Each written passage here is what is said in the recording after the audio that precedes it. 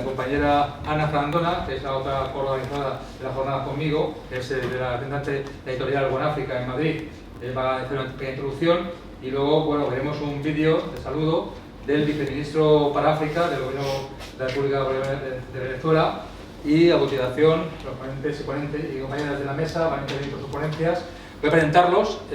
La compañera Raquel Ocanene, que es de una asociación cultural que hay en Madrid sobre circulación de arte y cultura africana, que está en Lavapiés, que es la Asociación Cultural Angata. Os recomiendo que vayáis por su tienda y trabajéis con ella porque tienen mucha actividad en ese sentido.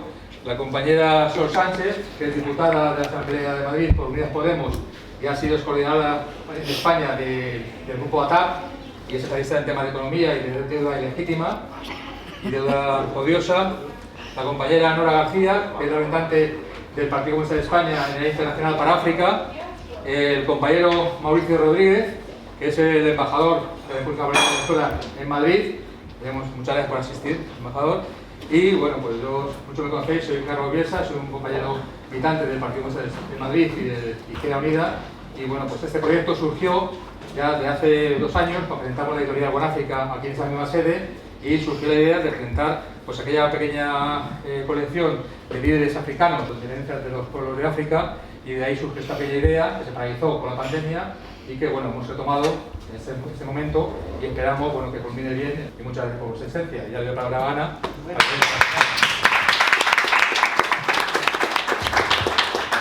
Hoy sin duda es día de hablar de Tomás Sankara.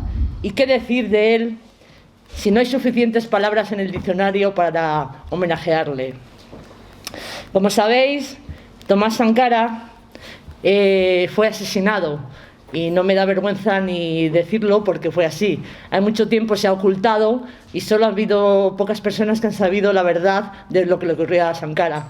Nosotros en la editorial hemos querido recoger lo que es importante para que el mundo sepa, ¿no? Y a través de la literatura no hay mayor arma que leer, creo. Y entonces, bueno, pues nos sentimos muy orgullosos de haber sacado un libro de Tomás Sankara.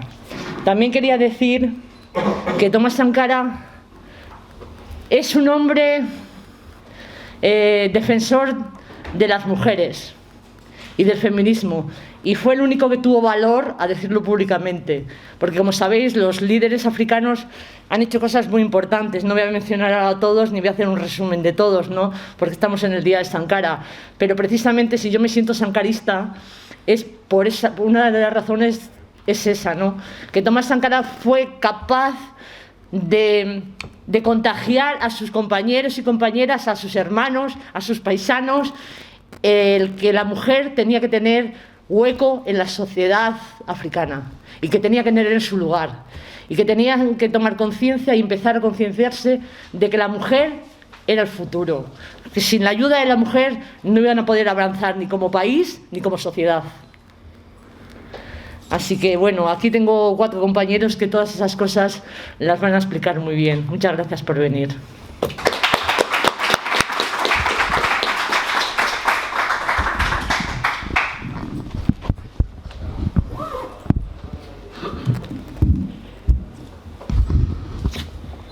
Hola. ¿Está bien así? Bueno, pues quería presentarme lo primero. Soy Raquel Ocanene y bueno, vengo a hablaros de mi experiencia en Burkina Faso y de mi experiencia con el sankarismo en la última década, que es donde yo lo he vivido en primera persona. No tanto del personaje de Sankara, sino cómo se está viviendo en los últimos años y los acontecimientos que ha habido en torno al sankarismo en estos últimos años. Entonces, para que me conozcáis un poquito y veáis bueno, y qué pinto yo en Burkina Faso, pues os cuento un poquito mi vida. Yo fui por primera vez a Burkina en el año 2009 y fue de una forma pues muy anecdótica, la verdad. Resulta que mi hermana, la pequeña, se había enamorado de un chico burkinabé, se habían casado y entonces mi hermana viajaba con él a conocer a su familia política. Y entonces mi madre, muertecica de miedo, me dice: Raquel, acompaña a tu hermana porque África da mucho miedo y no sé qué. yo, que en aquel verano pues tampoco tenía grandes planes, pues allí que me fui a acompañar a mi hermana. Y la verdad es que es pues impresionante cómo a veces decisiones tomadas tan a la ligera, pues para mí supuso un cambio radical de trayectoria vital. De ese viaje me traje una familia, me traje grandísimos amigos en el corazón y me cogí una enfermedad que se llama el mal de África, que lo que te provoca es la necesidad, que es una necesidad mental y física, de volver una y otra vez y una y otra vez. Y la sensación de que, bueno, que es lo que me pasa a mí de cuando estoy en África y muy especialmente en Burkina, que es mi corazoncito, pues siento que es donde quiero y donde debo estar. Entonces, bueno, a raíz de eso, pues volví muchas veces, puse en marcha diferentes proyectos profesionales y personales que no tuvieron mucho éxito, pero sí que me permitieron seguir viajando, seguir conociendo y mantenerme en contacto a lo largo de todos estos años con Burkina Faso. Desde el año 2013 empecé a trabajar, como os contaba Carlos, en una asociación que se llama Ngata, que tenemos proyectos de desarrollo local y de prevención de SIDA en 7 países de África Occidental y muy especialmente en Burkina, y una tienda de arte africano en Lavapiés, que estáis todos invitadísimos a visitarnos, y yo sigo contando batallitas allí.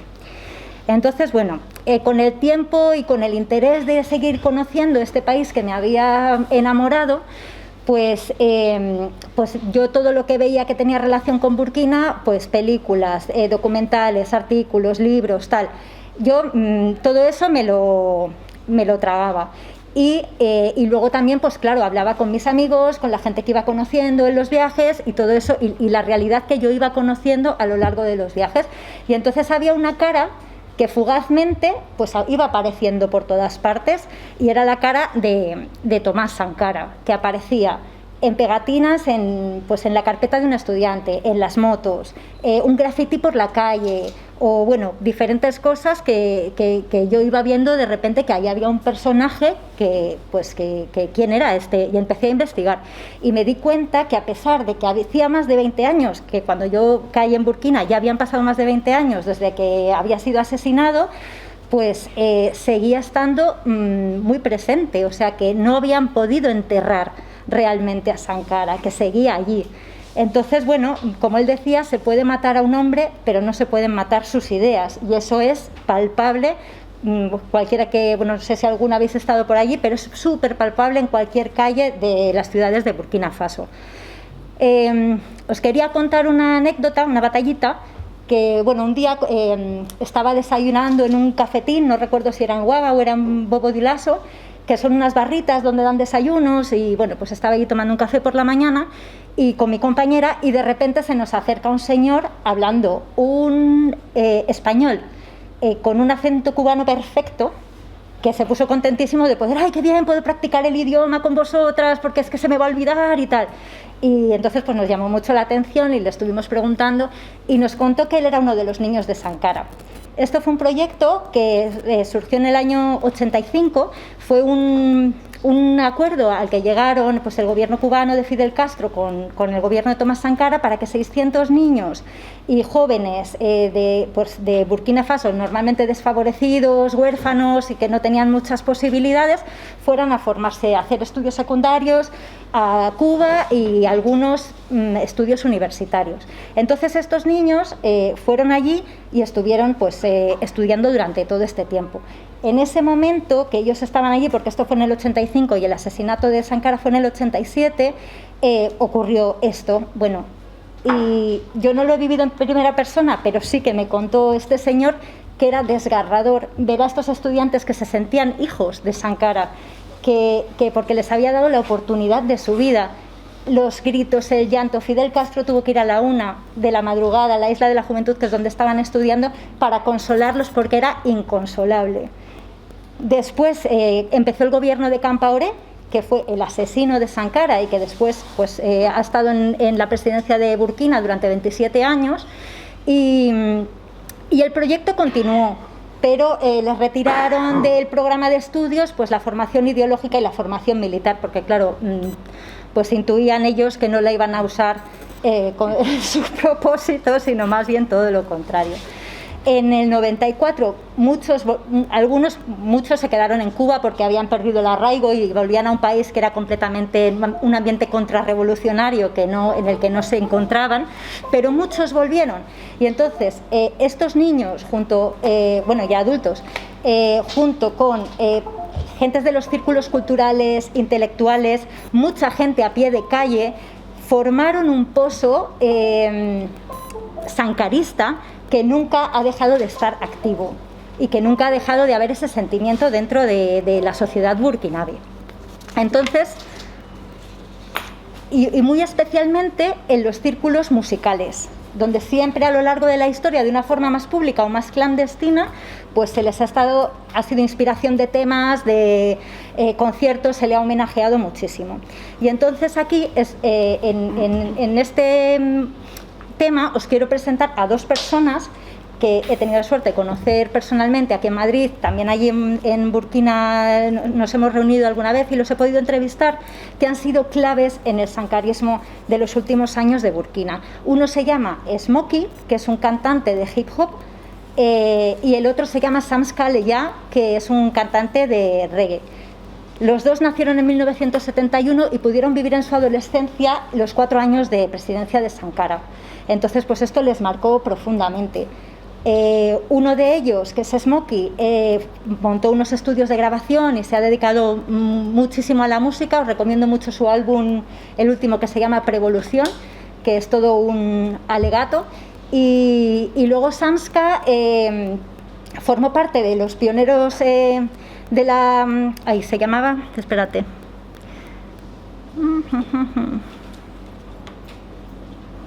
Pioneros de la Revolución, es que quería decir el nombre bien, Pioneros de la Revolución, que fue un movimiento juvenil creado por Sankara y también, bueno, el movimiento Rastafari, y bueno, son dos personas, quiero decir, muy conocidas, muy populares y importantes dentro de la sociedad burkinabé. Pues han sufrido muchos amenazas, acoso y tal por su militancia y bueno, ya han sido claves para la revolución burkinabé de los últimos años. Ellos, bueno, hay como dos chispas, pues pusieron en el año 2013 en marcha un movimiento que se llama la Vallée Citoyenne, que aquí tengo yo la camiseta, que es un movimiento ciudadano sankarista que, siguiendo los pasos de otros movimientos africanos que se han llamado las primaveras africanas, como Yenamag en Senegal y otros movimientos, pues se han puesto en marcha y han conseguido hacer limpieza con su escoba, que la Vallée Citoyenne significa la escoba ciudadana, pues han conseguido hacer limpieza en las instituciones de Burkina Faso. Y hay como dos chispas que ponen en marcha este movimiento.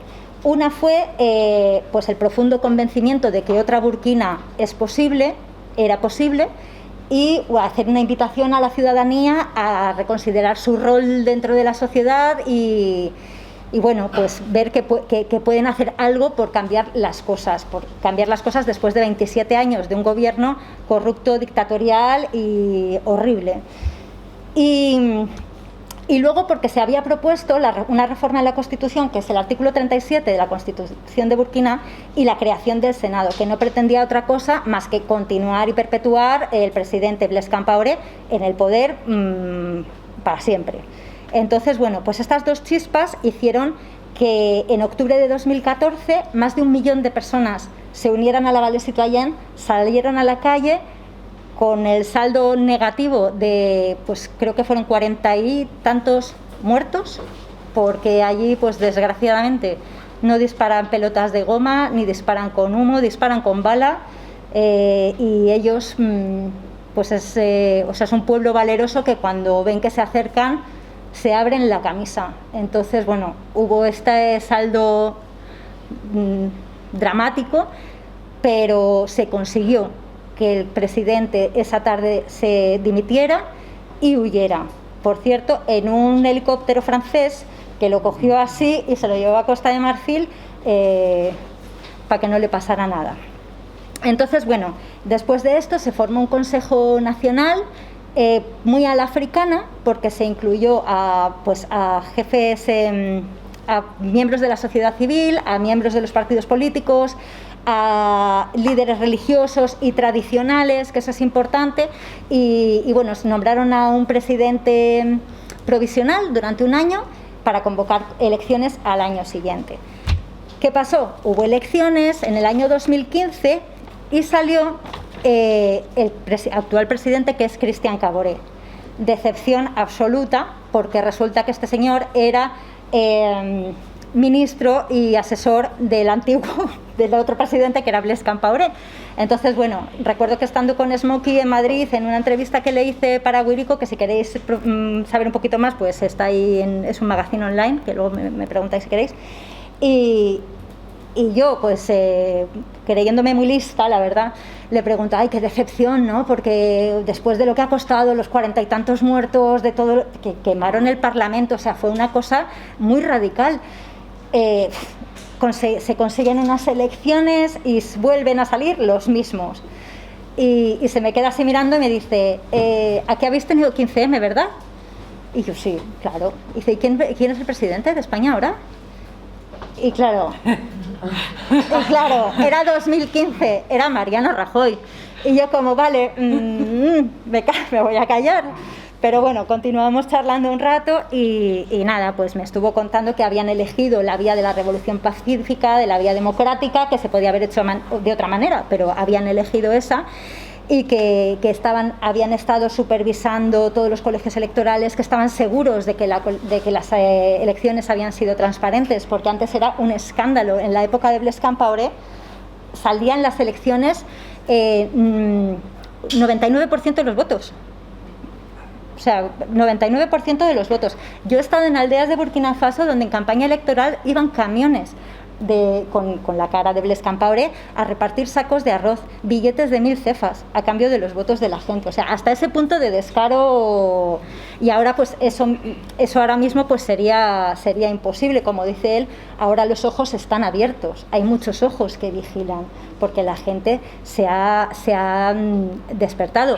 Hay muchas cosas que han cambiado después, a pesar de este gobierno que no es afín, pero se consiguió suprimir la Guardia Presidencial del presidente Compaoré, que aterrorizaba a la población, porque eran salvajes, sanguinarios es la palabra, era un horror, y consiguieron disolverle.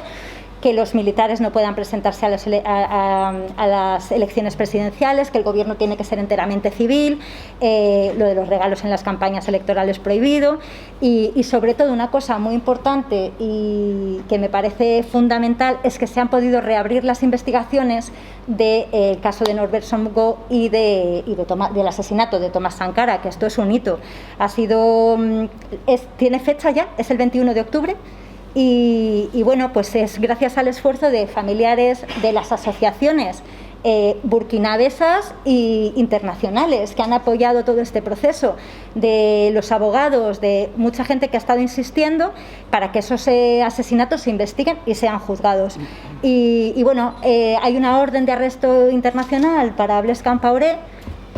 Costa de Marfil debería extraditarlo, pero de momento pues eso no ha pasado. Y bueno, se necesitaría la colaboración de dos partes implicadas que son muy importantes. Una es el gobierno francés, que Macron prometió que se iban a desclasificar los documentos secretos de defensa que sobre este caso del asesinato de Sankara. Todavía tampoco ha pasado. Y luego están, por otro lado, los Estados Unidos, que estos ni están ni se les espera. A pesar de que hay numerosos testigos que se implican en el asesinato y en todo lo demás. Y bueno, en todos esos procesos, bueno, sí es que estaban en todas partes en esa época. Entonces, bueno, pues a la espera de eso y a ver qué pasa el día 21, pero bueno, en cualquier caso, el hecho de que se haya reabierto la investigación y todo esto que os cuento, pues es muy positivo. Y desde luego un orgullo para el pueblo de Burkina, que ve que está consiguiendo, que tiene la rabia y la fuerza de poder cambiar las cosas y que puede ser dueño de su destino. Entonces, bueno, un poco para concluir, ¿cómo yo veo qué puede pasar con esto? Pues veo como algunas cosas a favor y otras cosas en contra. En contra, pues veo que Burkina Faso es un país que gracias al legado de Compaoré, que desmanteló completamente las estructuras políticas sociales de Sankara, pues ha dejado un país en la miseria.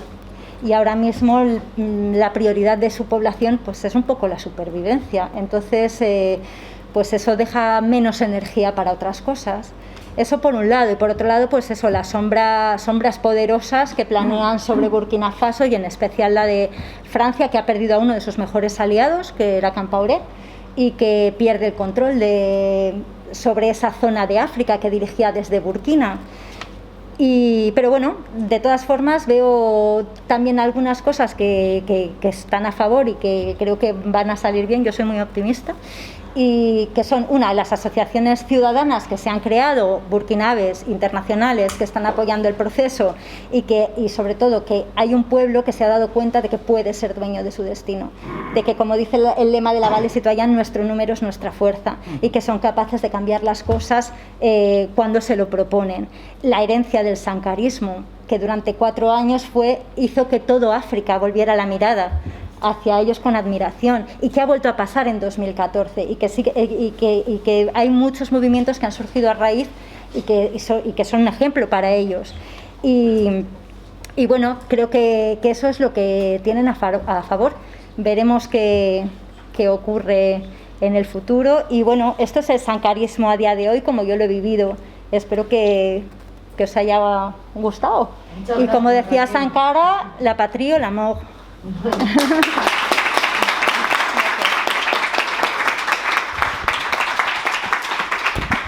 Bueno, igual va a quedar un poco rara de lo que voy a hablar yo ahora, ¿no? Porque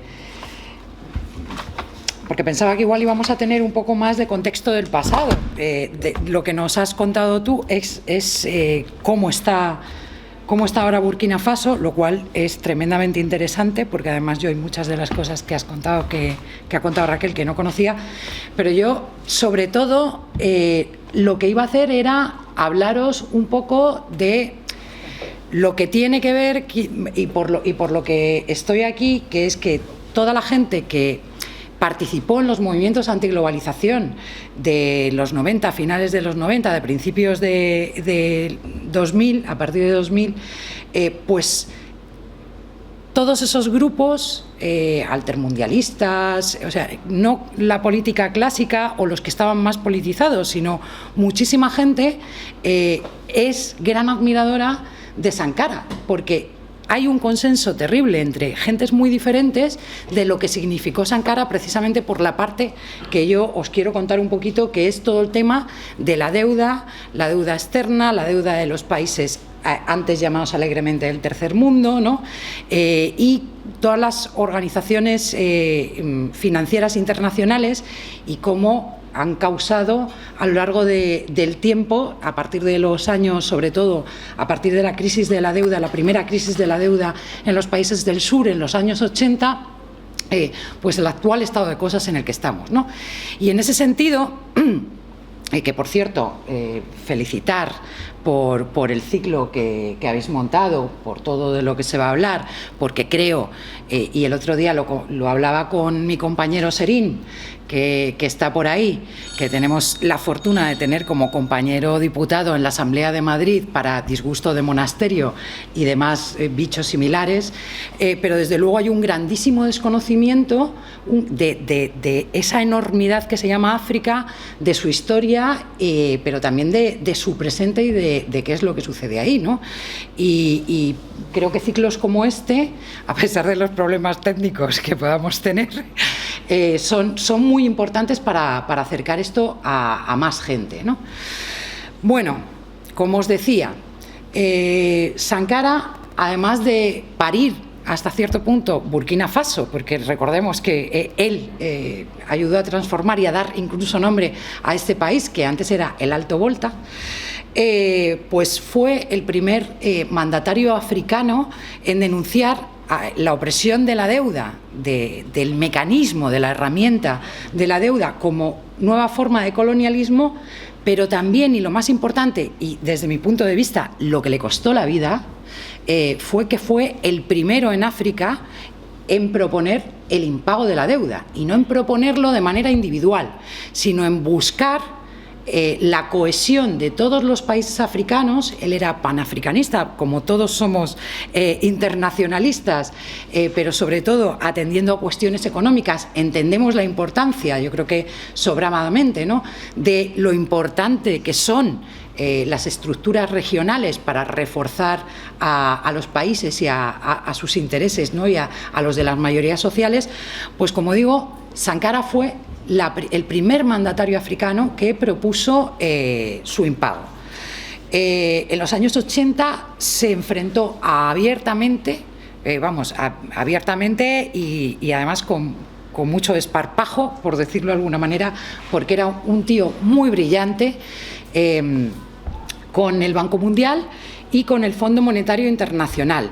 ¿Qué es lo que denunció? Pues algo que yo creo que sabemos todos, pero que nadie había dicho hasta ese momento en voz alta, ¿no?, que los préstamos a los países periféricos que se estaban haciendo en los 80, que la mayoría eran antiguas colonias de Asia, África y América Latina, pues lejos de buscar el desarrollo de esos países, que era la excusa, sigue siéndolo, pero ya cuela cada vez menos, estaban sirviendo simplemente para perpetuar la sumisión colonial a los intereses precisamente de esas antiguas colonias que habían sido los dueños de esos territorios, ¿no? ¿Qué hizo? ¿Qué políticas hizo? Pues entre ellas, que yo supongo que luego hablarán más de las políticas el resto de ponentes, a mí sí me gustaría destacar sobre todo, aparte de el intentar evitar contraer más deuda, cómo eso lo hizo intentando reducir lo que él llamó deuda odiosa, que aquí voy a hacer un inciso, me voy a poner el cronómetro para no enrollarme demasiado, pero sí voy a hacer un inciso entre lo que llamamos deuda odiosa, que es el dinero que se pide y directamente se utiliza en contra de la población. Es decir, porque muchas veces con esto hay bastante lío. Y yo siempre pongo un ejemplo muy bestia, pero imaginemos que el Fondo Monetario Internacional le ha prestado dinero a Hitler cuando invade Polonia. Entonces, ese préstamo está a nombre de Polonia, ¿no? Afortunadamente, los nazis pierden, se consigue echar a Hitler y entonces el Fondo Monetario Internacional le exige a Polonia que devuelva el dinero que Hitler se ha gastado en machacar Polonia. Pues eso pasa en los países en vías de desarrollo todos los días. Eso es lo que ha estado pasando durante décadas y eso es a lo que nosotros llamamos deuda odiosa. Luego está la deuda ilegítima, que es o la que se pide para desarrollar un país, ¿no?, con esa excusa, y sirve única y exclusivamente para meterse en los bolsillos de unas élites corruptas y no va en beneficio del pueblo. Bueno, pues es ilegítima, puesto que no ha sido destinada a lo que, esto muy a grosso modo, ¿no?, para lo que se ha pedido. Y luego está la deuda ilegal, que es cuando simplemente no se cumplen las leyes o internacionales o la de los países que están operando, que eso también pasa todos los días y no solo en los países en vías de desarrollo, ¿no? Pero bueno, para Sankara directamente la deuda que ya tenía su país, y yo desde luego coincido completamente con él, era deuda odiosa. Si se quiere ser muy exigente, otros dirán que solo era ilegítima, me parece igual de mal, y desde luego en la mayor parte de los casos lo que fue ilegal, ¿no? Entonces él quería, pidió no pagar la deuda, pero además lo que también intentó es dejar de contratar más créditos con las instituciones financieras internacionales, ¿no? ¿Y eso de qué lo acompañó? Pues estatalizó la mayor parte de los recursos naturales del país, algo que entonces estaba muy mal visto como lo está ahora. Realizó una reforma agraria para acabar con la hambruna y dio también la tierra directamente, hizo unos programas de reforma agraria que, por cierto, consiguieron disparar en menos de un lustro la productividad de las propias tierras, llegando casi a la soberanía alimentaria, que era una de las cuestiones básicas para poder empezar a desarrollar un país, ¿no? O sea, todo el pensamiento de Sankara en el plano económico es lo que no se puede calificar de otra manera que de cajón de madera de pino. Sin embargo, va en contra de toda la ortodoxia neoliberal, que entonces era cuando empezaba a despegar y que ahora ya parece que lo que no podemos es despegarnos nosotros de encima. ¿Qué es lo que había observado Sankara? Que era una persona bastante aguda, bastante inteligente y bastante rápida. Pues que desde la década de los 60 el excedente de capital de las economías de los países centrales vio que había una oportunidad de negocio, diciendo que iban a financiar el desarrollo de los países, entonces, ya digo, llamados del tercer mundo, ¿no? Y la mayor parte de los países, cuando les vinieron con créditos gratis, pues esto es como los de Cetelem y como los de que te los venden ahora en la tele, ¿no? Pues rápidamente picaron y mordieron el anzuelo. ¿Qué pasó? Que en menos de una década la deuda de esos países, que se estaban descolonizando prácticamente todavía, aumentó en 12 veces, se multiplicó por 12 en menos de una década. Claro, esta fue la primera parte del desastre. En el año, si no recuerdo mal, tenía la chuleta por ahí, pero creo que fue en el 82, ¿no? Cuando de repente Estados Unidos sube los tipos de interés, así a la buena de Dios, y entonces toda esa deuda se convierte en una deuda que, si ya era impagable en aquel momento, en una deuda que podríamos llamar delirante, ¿no? Y los países, empezando con la quiebra de México, empiezan a quebrar uno detrás de otro. El último acto de este recorrido es cuando entonces el FMI y el Banco Mundial llegan y dicen: no os preocupéis, que os vamos a dar más créditos buenísimos para que podáis pagar los créditos, ¿no? Y no solamente sucedió eso, sino que ahí ya venían con todo el paquete de eso que se llamó el Consenso de Washington, sobre todo en América Latina, ¿no? En el que venían todas esas reformas estructurales de privatizaciones, bajadas de lo que la gente podía mal ganar. O sea, todo cayó encima de todas las poblaciones de estos países. Claro, a esto es a lo que Sankara, me he saltado todo esto, directamente dice que es algo impagable. Y al igual que ya había hecho pues gente como Fidel Castro, que esto fue en el 85, yo creo, ¿no? Cuando Fidel hace uno de sus maravillosos, es muy recomendable buscarlo si queréis escucharlo, porque en Google seguro que se encuentra. Hace uno de esos discursos, ¿no? En el que dice: me están echando la culpa de que yo diga que la deuda no se puede pagar, y que se la echen pues a todos los matemáticos de la historia, que va citando de uno en uno con ese estilo característico, ¿no? de Castro, en un discurso de lo más brillante. Dice: porque no es una cuestión mía, es una cuestión matemática, la deuda no se puede pagar, ¿no?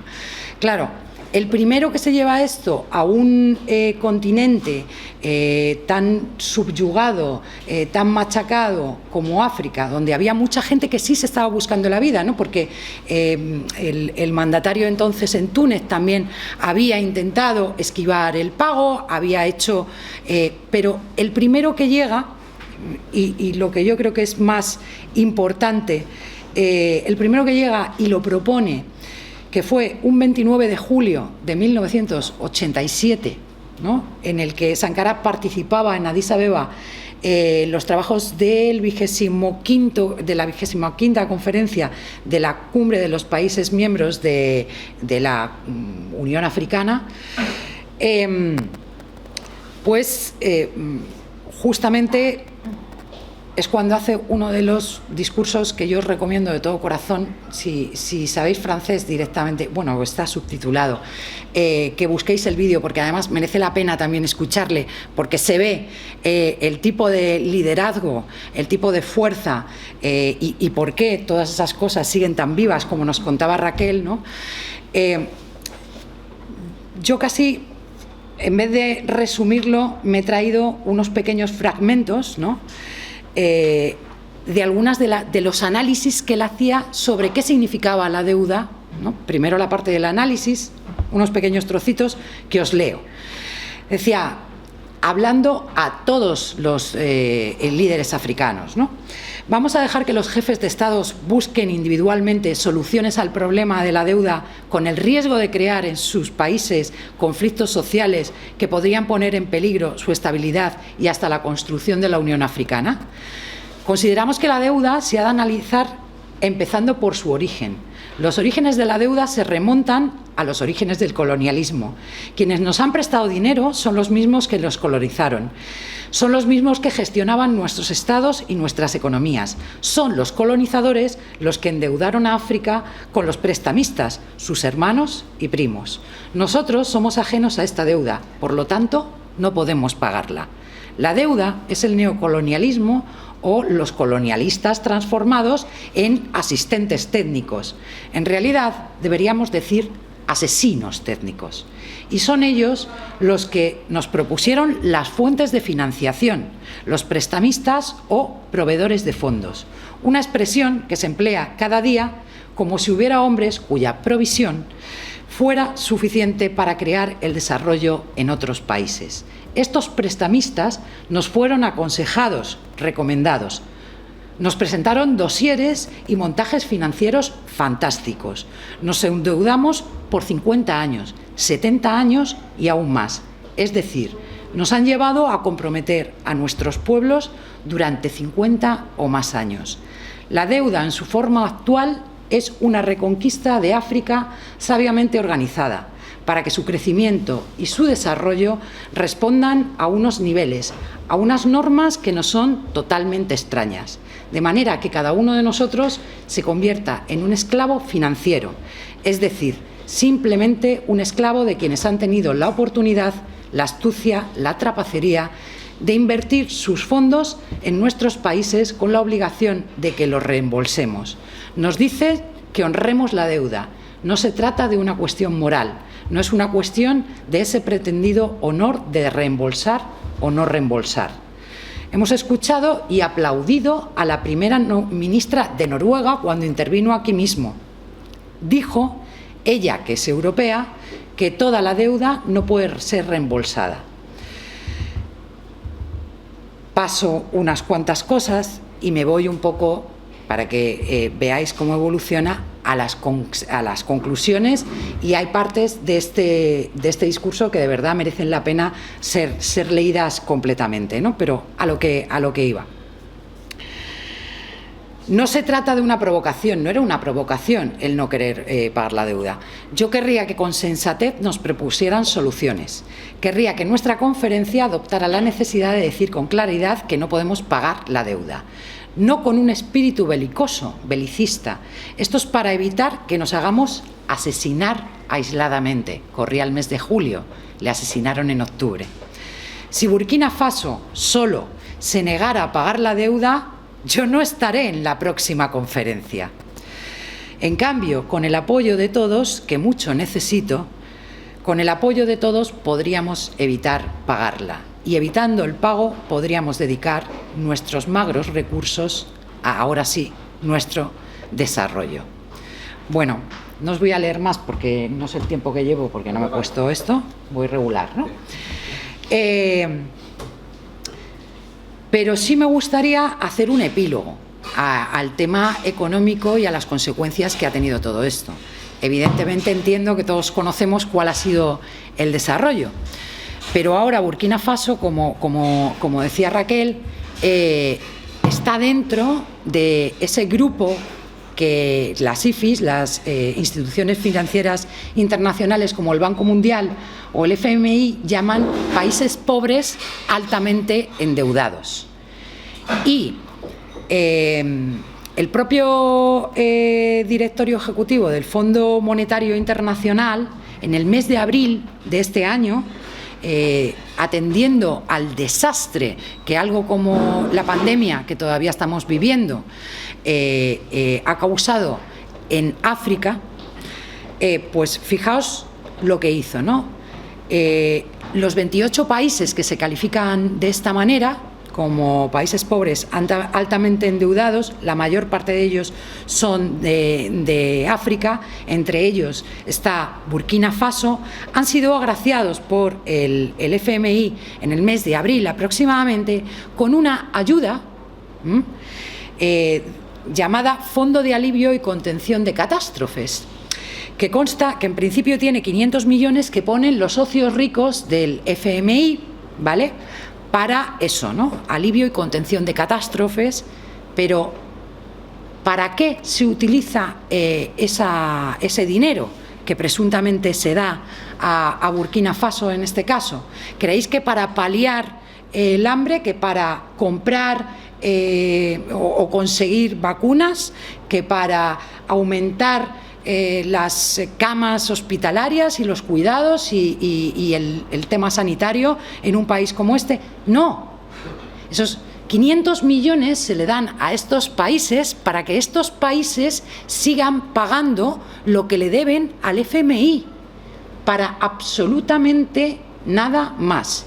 Y a esto se le llama alivio y contención de catástrofes. Es decir, es el propio sistema financiero internacional el que sigue rescatando una y otra vez al sistema financiero internacional, y encima con este ejercicio de hipocresía salvaje y además sádica, porque no tiene otro nombre.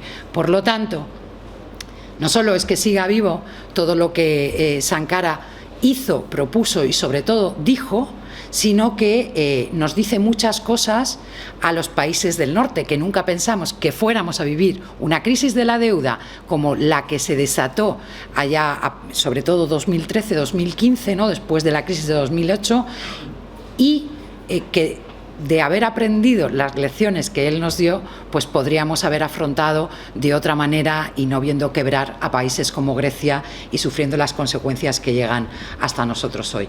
Y lo dejo aquí porque podría seguir hablando sine die, puesto que hablamos de un personaje absolutamente actual, absolutamente maravilloso, y que deberíamos tener absolutamente presente si queremos cambiar las cosas. Muchas gracias.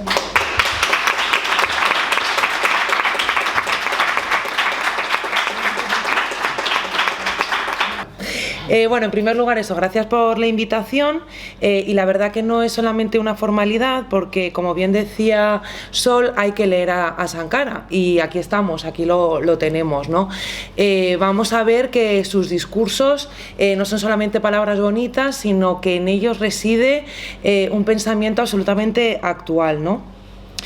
Consideramos también importante que en esta, que es la segunda charla, ya hemos podido conseguir también que un camarada africano, en este caso Bayala, de Burkina, pueda hablar con nosotras, también para hablar desde allí cómo se vive hoy la lucha en el país, y también cuál es la herencia de Sankara, desde una organización que aparte trabaja desde la pedagogía política popular, que es uno de los elementos que también nos contaba Raquel.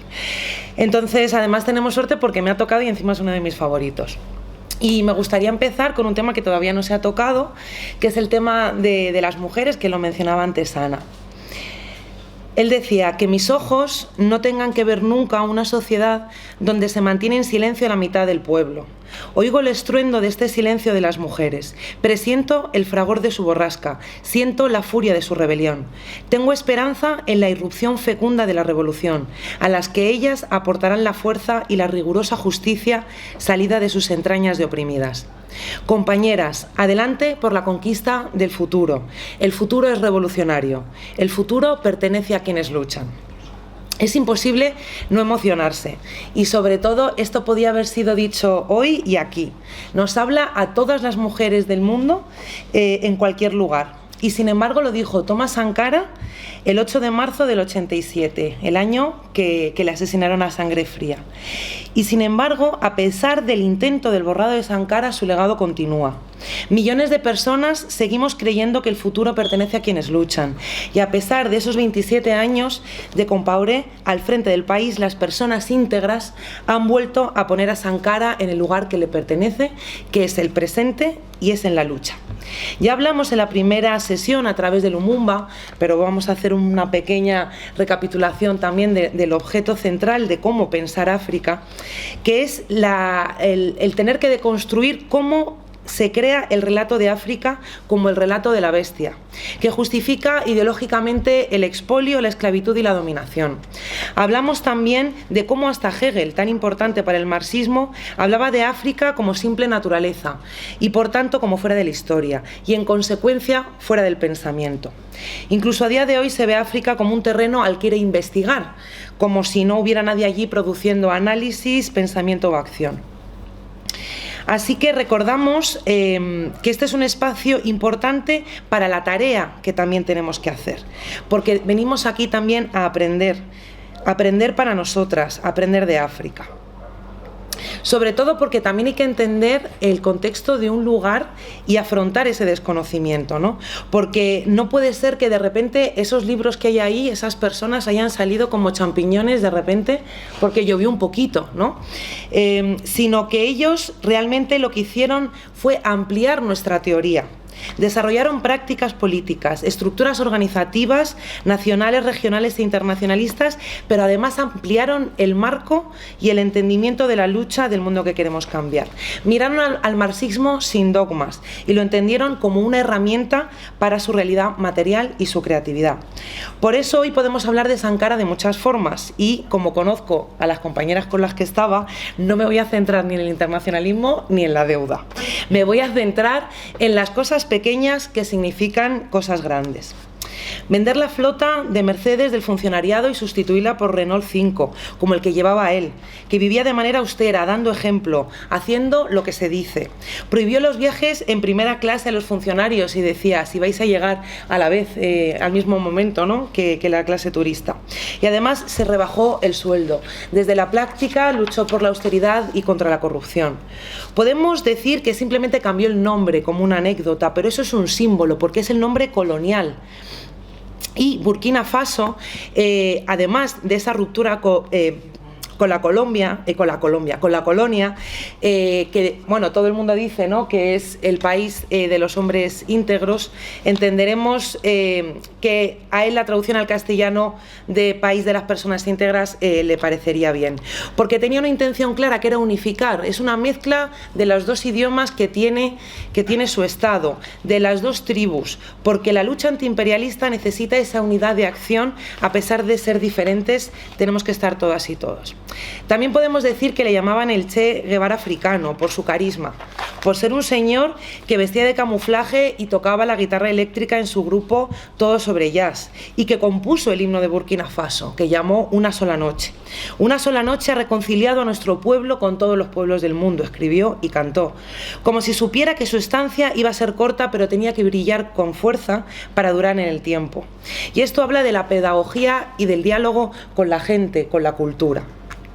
Y es que todas estas acciones pequeñas significan muchísimo, son el ejemplo y legado para quienes seguimos en la tarea de la transformación. Y es que Thomas Sankara no es la versión de nadie. Estas pequeñas cosas hablan de ir a la raíz de las cosas, como en ese famoso discurso de la OEA en el 87 en Addis Abeba.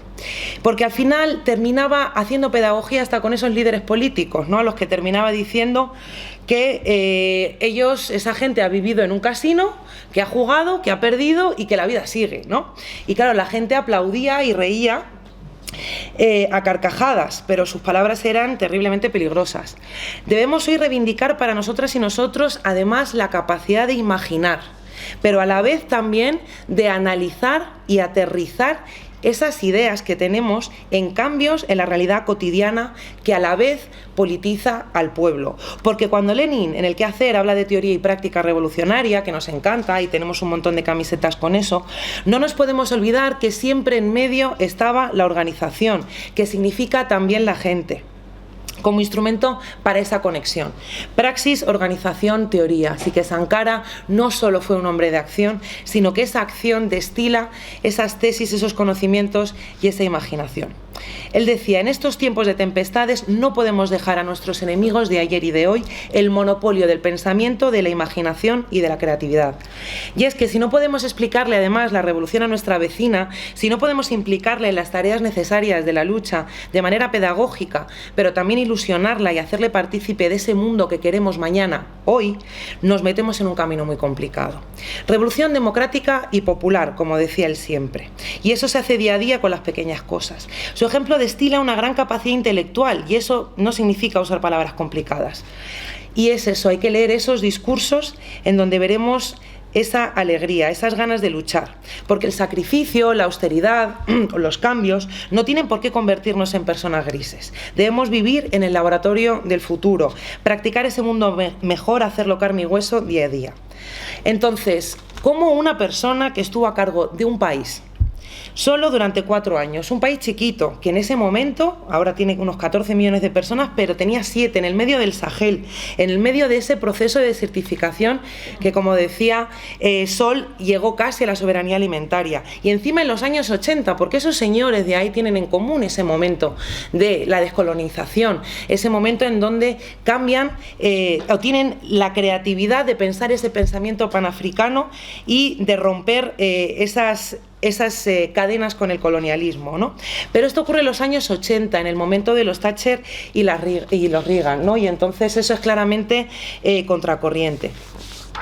Por lo tanto, en este pequeño país tenemos que entender que estaba en una situación común para su región. Era un país sometido a una espiral de golpes de Estado y de gobiernos sometidos al neocolonialismo francés, encarnado en gente terrible como Jacques Foccart, que fue el asesor de los presidentes franceses en asuntos africanos y uno de los artífices de la llamada Francafrique, ¿no? La Francáfrica, superestructura política, económica y cultural que medio siglo después todavía se mantiene como yugo de los países de habla francesa.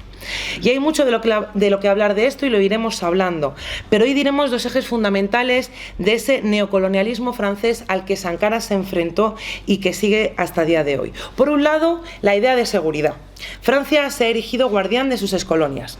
Recordemos que Francia tiene a día de hoy 10 bases militares reconocidas en el continente.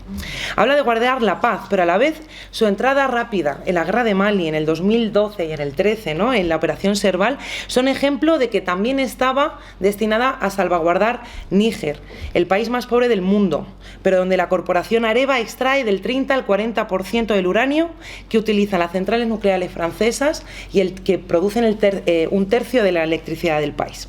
Por otro lado, el económico. Antes de que comenzara a circular el euro, en 2002 ya existía una unión monetaria con más de 50 años de historia, el franco CFA, que lo usan 14 países africanos. Esto fue la construcción monetaria de De Gaulle después de la Segunda Guerra Mundial, como un plan de control, por un lado, al África Occidental y al África Central. Y no pueden cambiar esos francos entre sí, tienen que pasar por el Banco Central francés. Y además, esas áreas, esos 14 países, tienen que ingresar el 50% de su dinero real en la tesorería de Francia. Por lo tanto, esto, además, obviamente, de enriquecer a Francia, empobrece a África hasta el día de hoy. Por lo tanto, esta situación de dependencia hace incapaces a los estados africanos de controlar su inflación, su deuda pública y la competitividad. Por lo tanto, desde una perspectiva global, Francia consigue mantener una importancia geopolítica que Alemania o Reino Unido no tienen o han perdido del pasado colonial, ¿no? Y para que tengamos en cuenta, ese señor que susurraba al oído de los presidentes, en este momento Mitterrand, fue uno de los que están acusados en el juicio contra Sankara, además del señor de Costa de Marfil, obviamente. Rechazó esos programas de ayuda alimentaria y decía una cosa muy importante, que quería ayudas que sirvan para no necesitar más ayudas, ¿no? Creó ese plan productivo del país, pero ¿cómo? A través de la participación, a través de esos CDRs, porque obviamente amaba Cuba y de hecho el canto que has dicho, ¿no? Pues claro, Fidel era para él lo más, pero hizo un montón de cosas. En 15 días vacunó a 2.500.000 niños, en 15 días, ¿no? Hasta la OMS le aplaudió. Y en 1987 fue asesinado, así que hay que unir los puntos. Y es que ahora, en abril de 2021, el tejido social burkinabé continúa exigiendo no solamente lo que dice la compañera Raquel, sino también el asesinato de también otras 12 camaradas. Es decir, su asesinato fue un intento, por un lado, de aniquilar la memoria. Todos los documentos oficiales de su mandato y sus efectos personales fueron destruidos. Su cuerpo fue despedazado y enterrado al anochecer en una tumba anónima y secreta, aunque luego posteriormente se han recuperado algunos trozos. Y hace más de 34 años que estas familias de las víctimas del 15 de octubre del 87 esperan a que se haga justicia, de poder conseguir los restos de los cuerpos de sus parientes para hacer su duelo. Bueno, hablar de las pequeñas cosas tejen 3 hilos de las grandes luchas de hoy en nuestro tiempo: la democracia, como decíamos, participación social, deuda y desarrollo productivo, la ecología y el feminismo. 3 ejes siempre con perspectiva internacionalista y antiimperialista, y muy importante, desde el espíritu autogestionado y autoliberador de la población. Porque cuando le preguntaron que para él qué era la democracia, él contestó: el pueblo, y en concreto la lucha del pueblo, y en concreto la lucha con el pueblo. Y entonces, ¿cómo desde esas pequeñas cosas combatieron la desertificación, ¿no? Que no solamente al Burkina, sino a todo el Sahel. El consumo de leña, cortó el consumo de leña. El Estado reguló toda la tala. Hizo que se crearan hornillos de barro en lugar de utilizar tanta leña. Se hacían incluso en los colegios para hacer en casa como tarea, ¿no? El acceso a la propiedad o al simple alquiler de las viviendas sociales se hacían con el compromiso de sembrar un cierto número de árboles y de mantenerlos cuidados. Cuando se casaban, bautizaban o nacían, tenían que plantar árboles. Y es que en cada política el antiimperialismo, ¿no? La lucha para defender estos árboles es también esa lucha antiimperialista, porque es el imperialismo el pirómano de esos bosques y de las sabanas, ¿no? Y lo podemos ver en un montón de ejemplos. Creó el Ministerio del Agua, que ya tenían además un Ministerio de Medio Ambiente. En resumen, tradujeron en el terreno los pensamientos y las concepciones teóricas y desarrollaron las vías y los medios específicos desde esas realidades concretas. Y para terminar, la emancipación de las mujeres. Durante los años de Sankara, la participación de las mujeres en la vida política alcanzó cotas nunca vistas en África y en muchos países del mundo. Pero desde una perspectiva del marxismo, ¿no? Del feminismo marxista, que era más raro aún. Él luchó contra la prostitución, reivindicó el tiempo de las mujeres, habló sobre el amor romántico como instrumento de dominación, habló de la doble explotación, habló de las esferas de producción y de reproducción. Él también trabajó desde esa idea de la interseccionalidad. Muchos de esos elementos centrales de los 8 de marzo de hoy. Y se despegó de esas feministas liberales, ¿no? Que decía que tenían una especie de ceguera porque no atacaban el origen de esas opresiones, ¿no? Y además, obviamente, hay que entender que todo esto es muy bonito y que no fue suficiente esos 4 años. Pero hay aprendizajes y elementos que podemos analizar materialmente y que a lo mejor podríamos replicar. Todas estas cosas existieron porque había determinación de antes. De hecho, en su discurso en el 83, dijo: hablar de emancipación de la mujer no es un acto de caridad o un arranque de humanismo, es un requisito fundamental para el triunfo de la revolución. Y ya está, o sea, estaba claro. ¿Y qué pasó? Después, unos meses solo de empezar su trabajo, ya había 3 ministras. Y antes de su asesinato había 5. Cultura y educación, sanidad, medio ambiente, economía, balance y programación, para que veamos que estas políticas económicas que hablamos, estas políticas ecologistas o culturales y educativas, fueron también creadas por mujeres. Sankara no estaba solo, sino que estaban también sus ministras que ocupaban carteras de gran importancia. No éramos las mujeres hablando de las mujeres, ¿no? ¿Por qué? Porque, por ejemplo, Josephine Ouedraogo lo que hizo fue prohibir la mutilación genital femenina, práctica que abarcaba el 70% de las mujeres. Poligamia ilegal, porque era una poligamia que aparte solo era para ellos, ¿no? Los matrimonios forzosos, el divorcio se legaliza, la mujer la puede obtener sin el consentimiento de su marido y un montón de cosas que ahora las vemos normales y otras que no. Porque, por ejemplo, tenían acceso a la tierra, cosa que aún incluso en España no llegamos al 10%. Así que él hizo cosas por las vías de los hechos, porque entendió que el Estado tenía que implicarse en los cambios culturales, es decir, no se puede decretar la igualdad. Entonces, ¿cómo hacemos práctica política?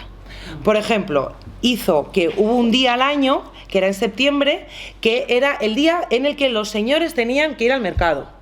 Es decir, practiquen por un momento ustedes lo que hacemos nosotras. ¿Por qué? Porque la vida y las tradiciones en el Sahel son duras. Las mujeres trabajan de media 17 horas al día. Son las únicas encargadas de ir a recoger la leña y el agua que está a kilómetros de distancia, del cultivo, de la siembra, de la crianza. ¿Y qué es lo que hizo Sankara? Pues ahora hoy vais a practicar. Por otro lado, hizo que el Día de la Mujer no fuera un día sino una semana. Eso que hemos hecho el 8M en Madrid de la revuelta feminista, pues ya se hizo en los años 80, que hacía que vinieran las mujeres para entender la democracia, para entender los derechos, para entender esas transformaciones, ¿no? Porque también hay que explicar las cosas que cambian, ¿no? Bueno, en fin, hizo unos logros inimaginables, conseguir créditos, poseer tierras. Las mujeres se le ingresaba desde 1 a la tercera parte del salario de los hombres si ellas no tenían trabajo, para que ellas no vivieran en la indigencia, porque ellas eran las que mantenían a la familia. Tenían planes para ayudar a las mujeres para salir de la prostitución, dándoles viviendas y dándoles trabajo. Y además tenían planes para incorporar a las mujeres al trabajo formal. Reconoció la diferencia entre trabajo y empleo. Pero bueno, no vamos a extendernos más porque tenemos vídeos de gente muy interesante, pero vamos, el Día de los Maridos en Marcha a lo mejor estaría bien implantarlo por aquí. Y como decíamos, desde la autogestión, desde la Unión de las Mujeres de Burkina. En resumen, lo que también nos dice Sankara es que nunca hay que dejar de mirar a quienes más sufren. No se dejó a las mujeres atrás, no se dejó a sus vecinos atrás, no se dejó incluso a los niños atrás, ¿no? Que les trataban como ciudadanos. Ponía en el centro de la lucha a quienes están en el centro de la explotación. Articular políticas de infraestructuras educativas o de vivienda que tengan una incidencia concreta en las situaciones de mayor discriminación son políticas feministas. Es asumir el rol del Estado en los cambios culturales. Y además hablar al corazón de la gente para que entiendan tus ideas. Poco tiempo para tanto trabajo. Pero nosotras debemos recoger esos aprendizajes y continuar el legado. Porque, como decía, para obtener un cambio radical hay que tener el coraje de inventar el porvenir. Y nosotras y nosotros tenemos que atrevernos a inventarlo. Gracias.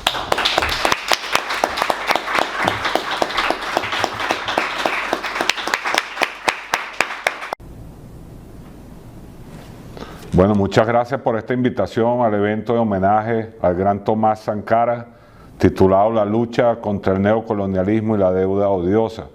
Queremos saludar a los organizadores, One Africa Ediciones, a la Fundación de Investigaciones Marxistas, Pasillo Verde Ferroviario, a los coorganizadores, Ana Sarandona, coordinadora de ediciones de One Africa Madrid, asimismo al compañero Carlos Bielsa, militante de Izquierda Unida y del Partido Comunista de Madrid. Así, también queremos saludar a los ponentes en esta segunda jornada, Raquel Okanene, divulgadora social de arte y cultura africana de la Asociación Cultural Angata, la compañera Sol Sánchez, diputada de Unidas Podemos en la Asamblea de Madrid, ex coordinadora de ATAC España, y por supuesto a nuestro camarada y hermano Mauricio Rodríguez, embajador de Venezuela ante el Reino de España. También queremos saludar a Nora García, responsable para África de la Comisión de Internacionales del Partido Comunista Español. Queridos hermanos y hermanas, recibe el público presente en esta actividad, diplomáticos, amigos y amigas todas, un saludo solidario y revolucionario desde la República Bolivariana de Venezuela, tierra del libertador Simón Bolívar y del comandante eterno Hugo Chávez. El legado de Tomás Sankara es una llama que enciende las ideas revolucionarias que impulsan a los pueblos a realizar las transformaciones políticas, económicas y sociales para forjar naciones libres y soberanas, con la dignidad que nos enseñó este camarada, este luchador africano, especialmente el impacto que tuvo en la juventud de su país y en las juventudes del mundo. Desde Venezuela alzamos las mismas banderas de lucha de Sankara, también conocido por algunos como el Che africano, cuya acción se centró en el empoderamiento del pueblo, la lucha antiimperialista, la unidad de las naciones para hacer frente a las relaciones desiguales del mundo, la reivindicación del papel de la mujer y su rol protagónico en las transformaciones necesarias, así como en denunciar el vicioso mecanismo de la deuda externa. Aquí, en América Latina, también podemos dar testimonio de ese mal común heredado de los sistemas coloniales, de los neocolonialismos, del neoimperialismo, de todo lo que ha sido el régimen neoliberal que se impuso en las últimas décadas en nuestra región. Saludamos a las y los ponentes, quienes tendrán la oportunidad de exponer el pensamiento de este gran líder de la Madre África, como la llamaba el comandante Hugo Chávez, en honor a nuestras raíces originarias, esas que forjaron parte de nuestra identidad. Como dijo el gran Thomas Sankara, nuestra revolución no es una batalla de frases bonitas. Nuestra revolución no es simplemente para lanzar eslóganes que no son más que señales utilizadas por manipuladores que intentan usarlos como eslogan, como palabras en clave, como un contraste para su propia exhibición. Nuestra revolución es y debe seguir siendo el esfuerzo colectivo de los revolucionarios para transformar la realidad, para mejorar la situación concreta de las masas de nuestro país. Asumimos desde Caracas, desde Venezuela, desde la tierra de Bolívar y Chávez, asumimos esas palabras del gran Sankara como palabras nuestras, como palabras propias. Muchas gracias a los organizadores. Espero que podamos en el futuro generar actividades entre ustedes, los que han hecho posible este hermosísimo e importante evento, y Venezuela, la Revolución Bolivariana, que ve en África una referencia fundamental para nuestras luchas y para la integración. Finalmente, despedirme de ustedes, saludarlos. Viva la Madre África, viva Burkina Faso, viva Thomas Sankara y viva el comandante Hugo Chávez. Muchas gracias.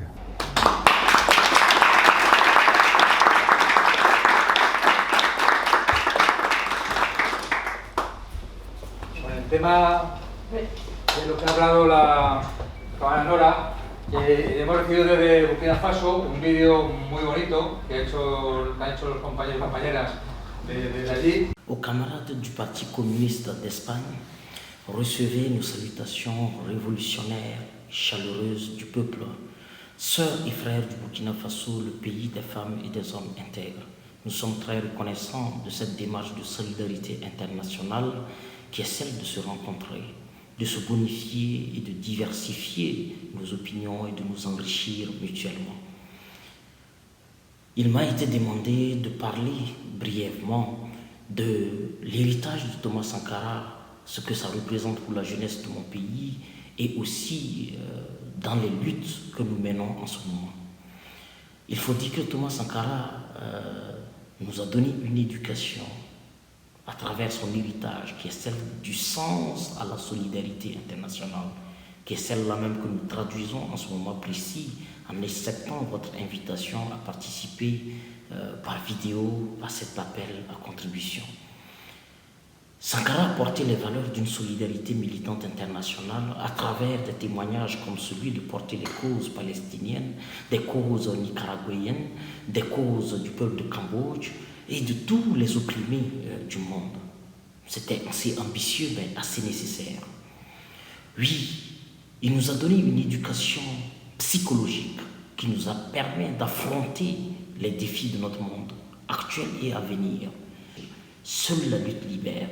Oui, avec cette conscience, nous avons affronté nos propres bourreaux, nos propres ennemis, qui sont les reliés de l'impérialisme international, au plan politique et économique, qui facilitent le pillage de nos ressources de nos pays et qui ne permettent pas au peuple, à leur population de vivre libre et de vivre digne. Nous avons fait l'insurrection populaire de 2014 parce que nous avons compris cet héritage qui est la nécessité de nous organiser. S'organiser, c'est vaincre. Nous avons compris cet appel de Thomas Sankara et cet héritage que nous avons fait nôtre, bien que nous ne soyons pas nés à l'époque où il vivait et il faisait ce combat. Mais il avait déjà prophétisé en disant « Tuez Sankara et des milliers de Sankara naîtront ». Il nous rappelle avec cet héritage que le porteur de l'idée peut mourir, mais l'idée, elle, ne meurt jamais. Nous avons compris cela et nous utilisons l'héritage de l'ensemble des idées qu'il a laissées pour nous organiser aujourd'hui. Et la jeunesse a triomphé de l'impérialisme local et de ses alliés internationaux en chassant un dictateur en 2014 de la tête de son pays. Nous continuons de nous organiser sur des chantiers de la transparence. Nous continuons de nous engager sur les chantiers de la redevabilité parce que Sankara incarnait la transparence. Il était l'exemplarité de la gouvernance. Lui, à travers plusieurs initiatives citoyennes, nous avons engagé des espaces d'éducation et d'idéologisation et de politisation des masses populaires. Ce sont des initiatives de concerts pédagogiques, ce sont des initiatives d'éducation populaire et citoyenne qui étaient les produits que Sankara avait utilisés pour sensibiliser et éduquer le peuple à la révolution et à la résistance. Nous sommes aujourd'hui dans un défi qui est celui de la sécurité et du terrorisme. Mais nous comprenons que le terrorisme n'est qu'une autre forme de l'expression de l'impérialisme international qui essaie de s'adapter au temps de s'organiser pour maintenir le même postulat que l'esclavage, la colonisation. Nous sommes en recolonisation, en reconquête, par un processus militaire de déstabilisation de nos pays. Nous nous organisons sur ce front pour ne pas déléguer nos responsabilités à d'autres peuples, mais de les assumer. Nous souhaitons à ce présent rendez-vous plein succès et que les travaux accouchent de grandes idées qui puissent mutualiser nos petites énergies parce que nos ennemis se mettent ensemble pour nous écraser.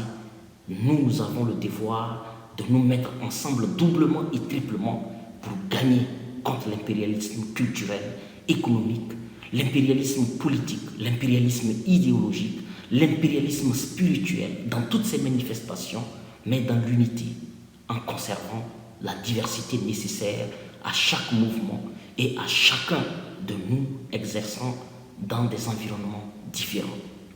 L'idéal est le même, la cause est la même, les valeurs sont les mêmes et nous devons davantage comprendre la nécessité de convertir nos énergies pour progresser. De façon fraternelle et révolutionnaire, tous les congressistes de ce rendez-vous. La patrie ou la mort, nous vaincrons.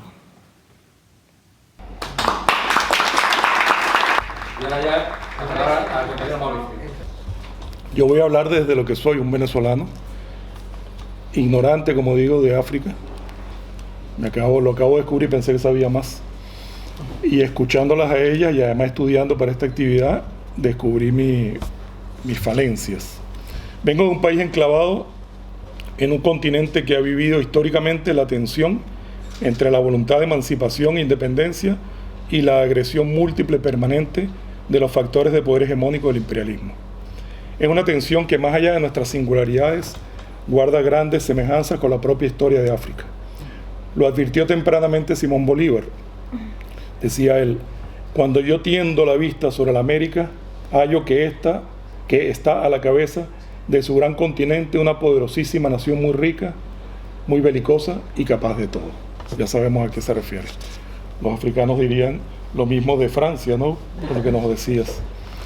Desde el siglo XIX la región latinoamericana ha visto numerosas injerencias por parte de Estados Unidos, tanto por intereses económicos como para intentar cortar en seco cualquier atisbo de rebelión que supusiera una amenaza. Sería imposible citarlas todas en esta intervención, pero recordemos algunas. 1846, intervención estadounidense en México. 1903, Estados Unidos dirige la separación de Panamá respecto a Colombia. 1903, Estados Unidos establece una base naval en la bahía de Guantánamo. 1914, Estados Unidos ocupa el puerto mexicano de Veracruz. No recuerdo el año exacto ahora, cuando invadieron Nicaragua y asesinaron a Sandino. 1954, golpe de Estado en Guatemala. 1961, Playa Girón, invasión a Cuba. 1964, golpe de Estado en Brasil. 65, ocupación estadounidense de la República Dominicana. En la década de los 70, Chile, Argentina, Uruguay, Brasil, Operación Cóndor. Chile en el corazón de esa operación. Década del 80, Nicaragua contra la Revolución Nicaragüense.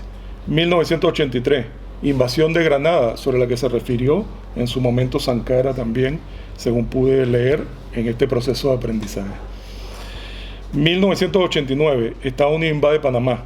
1994, operación Defender la Democracia para derrocar al presidente de Haití entonces. 2002, intento golpista en Venezuela, exitoso por 48-72 horas. 2009, golpe de Estado en Honduras. 2008, Bolivia. 2010, Ecuador. Hoy en día, Venezuela de nuevo. Intentos continuos de golpe de Estado en mi país. Sin hablar del resto de América, Cuba, hace 2 meses, etcétera, etcétera. En nuestra hermana África también la violencia se instaló de manera determinante con la consuetudinaria dominación colonialista. La primera de ellas abarca desde el siglo XV hasta el primer tercio del siglo XIX, que se caracterizó por el comercio y venta de seres humanos, quienes en forma de esclavos fueron obligados a trabajar en el continente americano.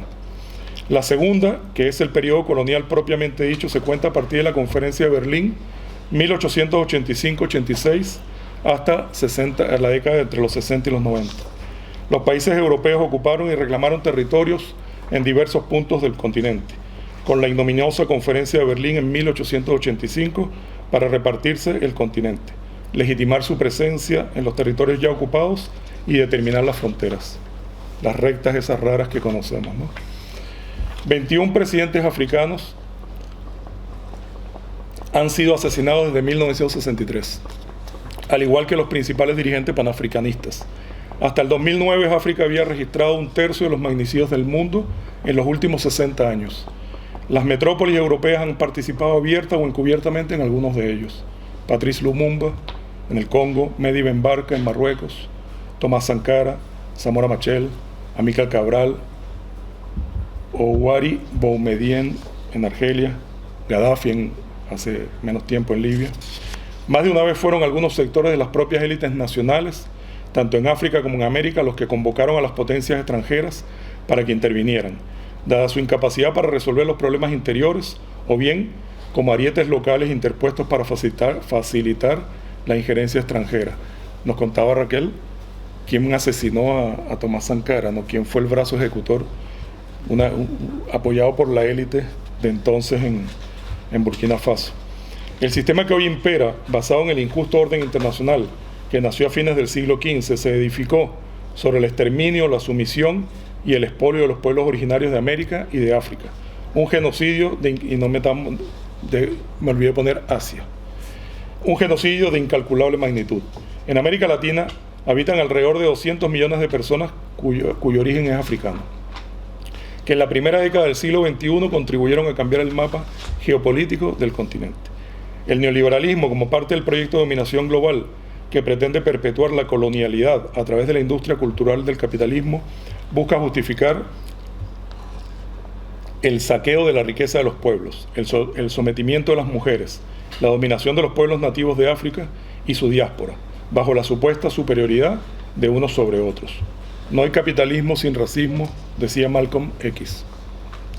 Decía también Thomas Sankara que, cito, el imperialismo es un sistema de explotación que se produce no solo en la forma brutal de quienes vienen con armas para conquistar el territorio. El imperialismo a menudo ocurre en formas más sutiles.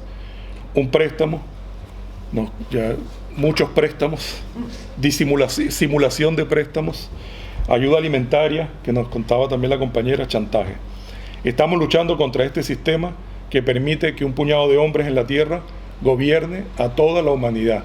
85 habrá dicho esto Thomas Sankara.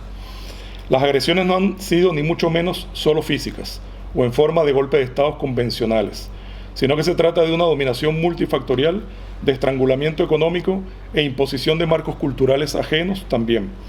La suma de todos estos factores ha sumido a nuestros países en ambos continentes a padecer empobrecimiento, analfabetismo y todo tipo de situaciones de exclusión. Ahora bien, lejos estamos nosotros de querer instalarnos en el discurso victimista.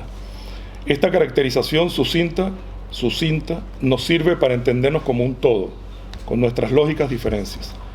Hallarnos los unos en los otros, comprender que el imperialismo es una bestia global y que la respuesta necesaria ha de ser desde lo común, desde lo que nos identifica y hermana en la esencia profunda de nuestros pueblos.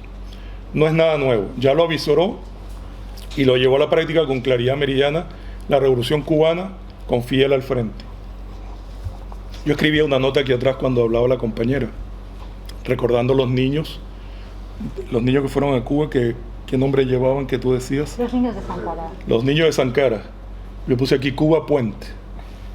Cuba se convirtió, no sé si en la historia habrá algo similar a lo que ha hecho Cuba en aquella época y posteriormente, pero lo que hicieron los cubanos para la liberación de varios de los pueblos africanos, que está en la memoria de los más grandes hombres de la historia. Cuando se habla de Mandela, tratan de separarlo de Cuba, y Mandela lo primero que hizo al salir de la cárcel fue querer ver a Fidel y agradecerle, ¿no? Con claridad meridiana, la Revolución Cubana con Fidel al frente. Nuestro presidente Hugo Chávez, que siempre bebía de las fuentes que sus antecesores revolucionarios legaron, también lo puso enérgicamente en relieve. Decía Chávez, en una comunicación que envió a la tercera cumbre de jefes de Estado y de Gobierno de América del Sur y de África, ASA, reunida en Guinea Ecuatorial en 2013, febrero del 2013. Chávez, convaleciente, a punto de morir, murió 20 días después. Así que este es el documento conocido de Chávez, el último documento público conocido de Chávez. Y leeré un largo extracto de esa comunicación de Chávez. Lo digo desde lo más hondo de mi conciencia. América del Sur y África son un mismo pueblo. Ya va que Chávez... Hay que prepararse. Y Sankara. Solo se logra entender la profundidad de la realidad social y política de nuestro continente en las entrañas del inmenso territorio africano, en donde estoy seguro se dio origen a la humanidad. De él provienen los códigos y elementos que componen el sincretismo cultural, musical y religioso nuestro americano, creando una unidad ya no tan solo meramente racial entre nuestros pueblos, sino más aún espiritual. De igual manera, los imperios del pasado, culpables del secuestro y asesinato de millones de hijas e hijos de África Madre, con el fin de alimentar un sistema de explotación esclavista en sus colonias, sembraron en nuestra América sangre africana guerrera y combativa, que ardía por el fuego que produce el deseo de libertad. Esa siembra germinó y nuestra los otros, dando como resultado hace más de 200 años el inicio de un proceso independentista, unionista, antiimperialista y restaurador en la América Latina y Caribeña. Nuestra independencia no se entendería sin el papel de África, la herencia de los esclavos, de los esclavizados, de los explotados, los traídos a la fuerza desde África, que fueron fundamentales en la lucha de independencia en América Latina. Luego, especialmente en el norte, hacia el Caribe, ¿no? Luego el siglo XX y las luchas libertarias del África, sus independencias, sigue hablando Chávez, sus independencias, sus nuevas amenazas neocoloniales, sus héroes y mártires, Patrice Lumumba, Amílcar Cabral, por mencionar tan solo unos pocos. Aquellos que en el pasado nos conquistaron, cegados por su sed de poder, no supieron advertir que el colonialismo barbárico que imponían se convertiría en el elemento fundador de nuestras primeras independencias. Y así, si bien América Latina y Caribeña juntamente con África comparten un pasado de opresión y esclavitud, hoy más que nunca, hijos somos de nuestros libertadores y sus gestas. Debemos decirlo con convicción y firmeza, nos une también un presente de lucha irrenunciable por la libertad y definitiva independencia de nuestras naciones. No me cansaré de reiterarlo, somos un mismo pueblo, estamos en la obligación de encontrarnos más allá de la formalidad y el discurso, en un mismo sentir por nuestra unidad y así juntos darle vida a la ecuación que habrá de aplicarse en la construcción de las condiciones que nos permitan terminar de sacar a nuestros pueblos del laberinto al que fueron arrojados por el colonialismo y luego el capitalismo neoliberal del siglo XXI. Cierro con un párrafo más la carta de Chávez. Las diversas invasiones y bombardeos imperiales, desestimando toda opción a soluciones políticas y pacíficas de los conflictos internos que se iniciaron en diversas naciones del África, tuvieron entre sus objetivos principales frenar el proceso de consolidación de la unidad de los pueblos africanos y, en consecuencia, minar el avance de la unión de estos con los pueblos latinoamericanos y caribeños. Solo hablaba de la necesidad de los países cuando nombraba a Sankara y la deuda externa de protegerse regionalmente, de organizarse regionalmente para poder afrontar los problemas conjuntamente y evitar ser agredidos con facilidad. La agresión imperialista, aquí ya empiezo yo a hablar, la agresión imperialista orquestada desde los centros de poder con toda su maquinaria de guerra tecnológica y no convencional necesita una respuesta de resistencia organizada por los pueblos que sufren los ataques causados por las injusticias del sistema capitalista.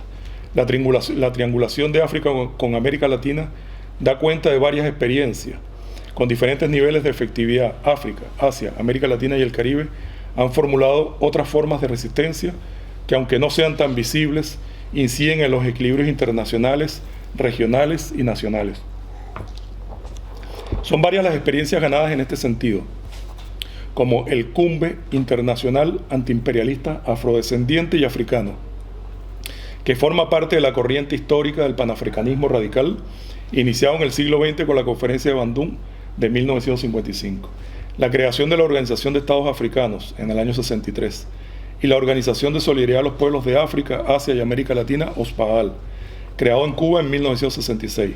Estos esfuerzos de alianzas y luchas contra un enemigo común recuperaron nuestra geopolítica, en primer lugar, por la resistencia de los pueblos de África, Asia y de las Américas, que se mantuvieron con dignidad a tiempo, a pesar del bloqueo y las guerras, manteniendo firmemente su autodeterminación e internacionalismo solidario y con el vigoroso impulso promovido por Fidel Castro desde Cuba y Hugo Chávez después desde Venezuela.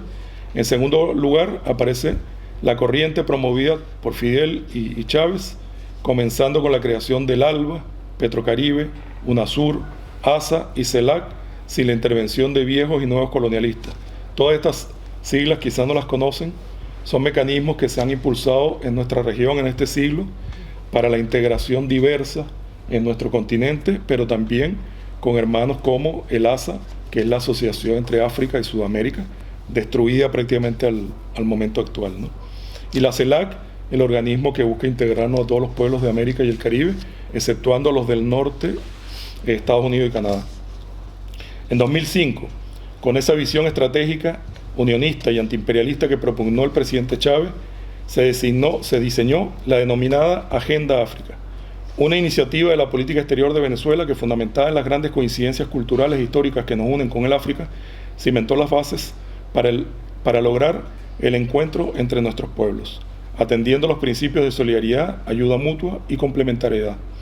Un año después, 2006, tuvo lugar la primera comisión mixta con un país del África subsahariana, primera vez que Venezuela tenía algún tipo de relación que no fuera simplemente de saludarnos con algún país africano. Año 2006, hace nada.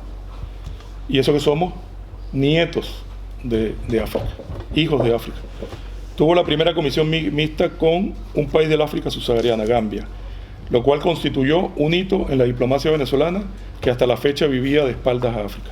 Ese mismo año, Chávez se convertiría en el primer jefe de Estado y de gobierno, pero ya anda Trump dando vueltas aquí. Ese mismo año Chávez se convertiría en el primer jefe de Estado y de gobierno no africano en participar en una cumbre de la Unión Africana, ocasión durante la cual propuso la consolidación de la unidad de lo que denominó los polos del sur, la segunda cumbre América del Sur-África que se desarrolló en la isla de Margarita, en Venezuela, en septiembre del 2009. Supuso un avance, por ahora truncado, en el establecimiento de amplias bases para un entendimiento en condiciones de igualdad entre los estados africanos y americanos. Yo pretendía leer algo de eso, pero son como 200 páginas. Entonces, el pensamiento chavista concibe claramente que América y África tienen la obligación de encontrarse para dar vida a las estrategias que se aplicarán para terminar de sacar a los pueblos del laberinto al que fueron arrojados por el colonialismo y luego el capitalismo neoliberal del siglo XX.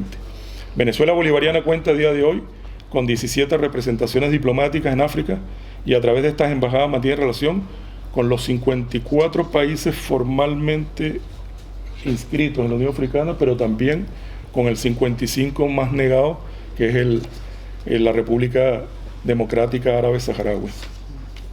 Antes del inicio de la Revolución Bolivariana, nos ha traído bastantes problemas con Marruecos, por cierto, pero de todos modos seguimos apoyando la independencia de la RASD. Antes del inicio de la Revolución Bolivariana, solo habían malfuncionando solo 8 misiones diplomáticas en África. Venezuela no mantenía relaciones diplomáticas ni siquiera con la mitad de esos 55 países africanos. Una situación que se reflejaba en el escaso número de convenios suscritos entre nuestras naciones. En 50 años solo habíamos firmado 30 acuerdos de cooperación con todo el África. Hoy prevalece la importancia de la cooperación sur-sur. Las trayectorias vitales del capitán Sankara y del comandante Chávez guardan no casuales coincidencias. Ahora me acabo de dar más cuenta con lo que nos contaron las compañeras. Yo pensé que hablaba de Chávez, cambiando palabras era Chávez, ¿no? En 1983, el joven capitán Sankara, con 33 años, se convertía en presidente del Alto Volta. Además de destacado miembro de la agrupación, la verdad es que no sé si leerles esto porque ya lo conocen, los han leído, confiscó la tierra a los latifundistas, etcétera, etcétera. En julio de 1987, Sankara intervino en una cumbre de la Organización para la Unidad Africana en Addis Abeba para pedir a los líderes africanos que se negaran a pagar la deuda externa. Ya lo explicó Sol. Los enemigos, y 3 meses después fue asesinado, como también nos contaban, los enemigos del régimen, la clase media amenazada, aquellos que se sentía amenazada, aquellos que defendían intereses extranjeros o los jefes tradicionales que vieron recortados sus privilegios, aplaudieron la desaparición de Sankara. Sin embargo, para la combativa izquierda africana fue de un impacto brutal. Al igual que Silvanus Olimpio, Patricio Lumumba o Amílcar Cabral, otro líder africano que se había atrevido a alzar la voz frente a Occidente caía asesinado. 3 décadas después, su cadáver sigue sin aparecer, como también nos contaron. El escritor canario Antonio Lozano, quien formara parte del Comité Sankara en España, sostenía que, cito, quizás fue en la transformación de las mentalidades donde la obra de Sankara ha pervivido con más fuerza. El burkinés pasó de ser el eslabón más bajo de la cadena de la miseria saheliana para convertirse en el protagonista de una aventura política insólita que despertaba la admiración de millones de africanos. Sankara era el presidente que todos querían para sí, el referente que demostraba que África sí puede avanzar en la transformación política y social por sus propios medios. Precisamente por eso lo asesinaron. No es fácil resistir. A medida que el imperio una y otra vez choca en sus intereses con la tenacidad de los pueblos en resistencia, depura más y con más saña sus tácticas. Hoy día la población venezolana resiste casi estoicamente la imposición del llamado bloqueo, las medidas coercitivas unilaterales diseñadas por la administración de los Estados Unidos y aplicadas tanto por ellos como por sus gobiernos satélites. Desde el año 14 hasta agosto del 2021 se han dictado 102 medidas coercitivas unilaterales contra Venezuela, eso que llaman sanciones, de carácter formal, es decir, sustentadas en leyes, decretos y reglamentos en Estados Unidos, con la finalidad de cambiar la forma de gobierno y torcer la voluntad del pueblo venezolano, expresada de manera democrática en diversos procesos electorales. El 74% de estas medidas fueron aplicadas por el gobierno de Estados Unidos y la Unión Europea el 11%. Implican, entre otras, la confiscación de recursos al país por medio del bloqueo de cuentas bancarias en el exterior. Se imposibilita al Estado para adquirir cualquier bien o producto en el ámbito internacional, castigando a toda empresa que decida transar con el Estado o persona jurídica afín. Después tengo una lista de agresiones que creo que me desvío ya del tema y no quiero cansarlos. ¿No me desvío? Sigo, falta una página. Les cuento. Euroclear, una semana después de emitidas las medidas restrictivas, retuvo 1.650 millones de dólares que el gobierno venezolano había pagado para la compra de alimentos y medicinas. En enero del 2019, la financiera Novobank, con sede en Portugal, retuvo 1.543 millones de euros del Estado venezolano destinados a pagar los tratamientos para personas con enfermedades crónicas. Muchos niños han muerto después. En 2018, el Banco de Inglaterra negó al Banco Central de Venezuela repatriar 1.200 millones de dólares nuestros guardados en la banca inglesa. De 8.000 millones que tenemos, pedíamos 1.200 millones de dólares para gastos corrientes y para poder incluso atacar temas de salud y de alimentación. Esto ha implicado que los ingresos de Venezuela hayan caído en 90%, afectando temas vitales como el derecho a la alimentación, educación y salud. El gobierno venezolano destina algo más del 70% del presupuesto anual del Estado al desarrollo de programas sociales en áreas vitales como salud, alimentación y educación, que evidentemente están hoy con bastantes dificultades, ¿no? El bloqueo ha generado pérdidas al Estado por el orden de los 194.000 millones de dólares, equivalentes aproximadamente a la producción nacional de un año y medio, más que al monto de la deuda externa, que es de 110.000 millones, o la importación de alimentos y medicamentos en un periodo cercano a los 30 años. Los ataques a la moneda nacional han inducido una hiperinflación con la consecuente contracción de la economía. La caída del Producto Interno Bruto entre el año 13 y 19 ha sido del 64%. Desde el 2014, más de 7.000 millones de dólares de Venezuela han sido bloqueados, secuestrados en 40 bancos internacionales. Destacan las siguientes cifras en dólares. Novobank, bueno, ya lo dije.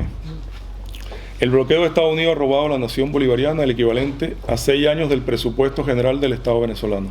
Un total de 17 medidas coercitivas unilaterales fueron emitidas contra el Estado venezolano y su gobierno durante el 2020. Son pequeñas pinceladas de la realidad del mundo actual. Desde Venezuela siempre alzaremos la voz para defender la libertad, la paz, la autodeterminación y la convivencia entre los pueblos. Muchas gracias por la invitación y gracias a ustedes por escucharme.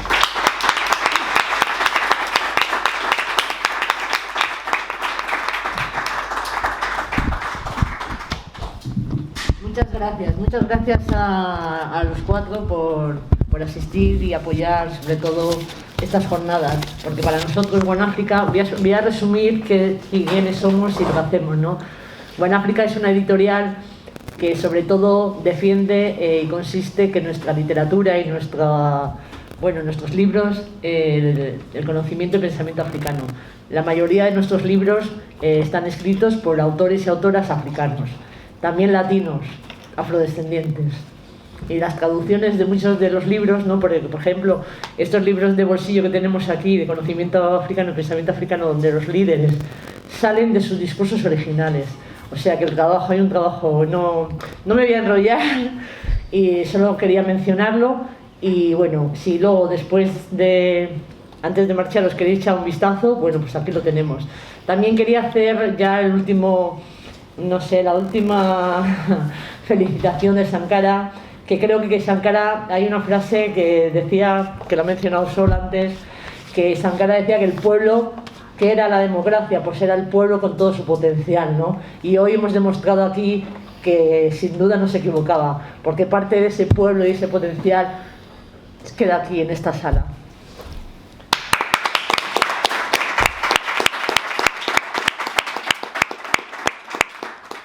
Luego, Buenáfrica también es de la opinión de que sin política no hay democracia, porque necesitamos la política, por desgracia.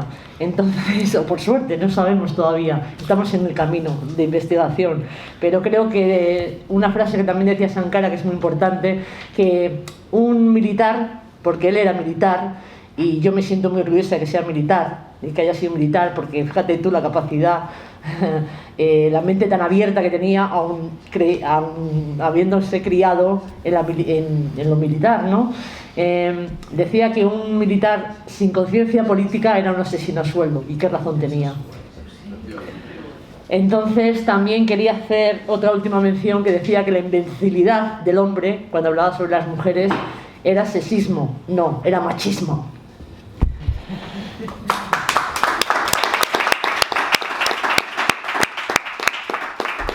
Así que como yo también, Buenáfrica, formamos parte del pueblo, pues quería terminar para finalizar con estos versos, ¿no? A ti, Sankara, que tu discurso penetra en nuestra alma. A ti, Sankara, te dedicamos estos versos, estos poemas, estas palabras, siendo certeras del ayer para el mañana. A ti, Sankara, que tu política orientativa, tus enseñanzas, respetadas por el mundo, por las izquierdas de España. A ti, Sankara, que supiste acercarte al pueblo, ganarte su confianza, pues un sermón de los tuyos transmitiste progreso, calma y paz. A ti, Sankara, que regateaste a tus enemigos, a su envidia, hipocresía, rabia. A ti, Sankara, que por la senda caminante de sindicatos y militantes, la unidad de los pueblos te aclama. A tu espíritu la puerta abra. A ti, Sankara, a ti, Sankara.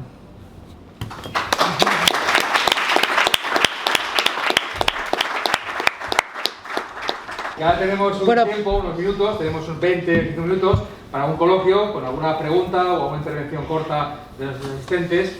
Y bueno, pues la palabra a quien quiera. Interesante habéis desarrollado. Y muy especialmente el tema de la emancipación de la mujer. Claro, como enseñante, no tengo por menos que recordar un hecho. Yo soy profesor en un centro de adultos. Entonces, como todos sabréis, muchas mujeres abandonan la enseñanza formal porque se quedan embarazadas.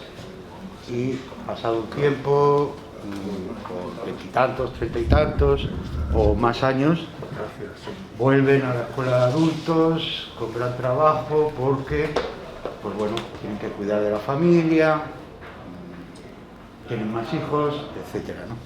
Pues bien, en el breve gobierno de Sankara, una de las medidas que se implementó fue que en África los embarazos, digamos, prematuros, entendidos como prematuros aquí en Europa, pues son normales, o sea, embarazos con niñas y adolescentes, ¿no?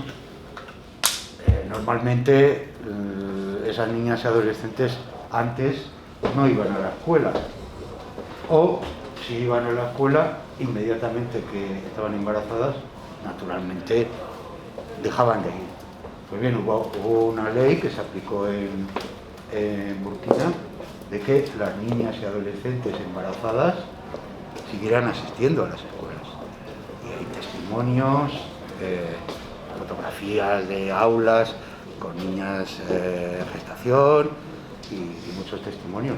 Claro, algo que no ocurría ni ocurre en países europeos actuales, como este. ¿Vale? Sí, porque es una lacra. Entonces, son cosas que vosotras y vosotros habéis señalado muy bien. El avance de aquel gobierno entre el 87, entre el 83 y el 87, hasta el asesinato, ¿no?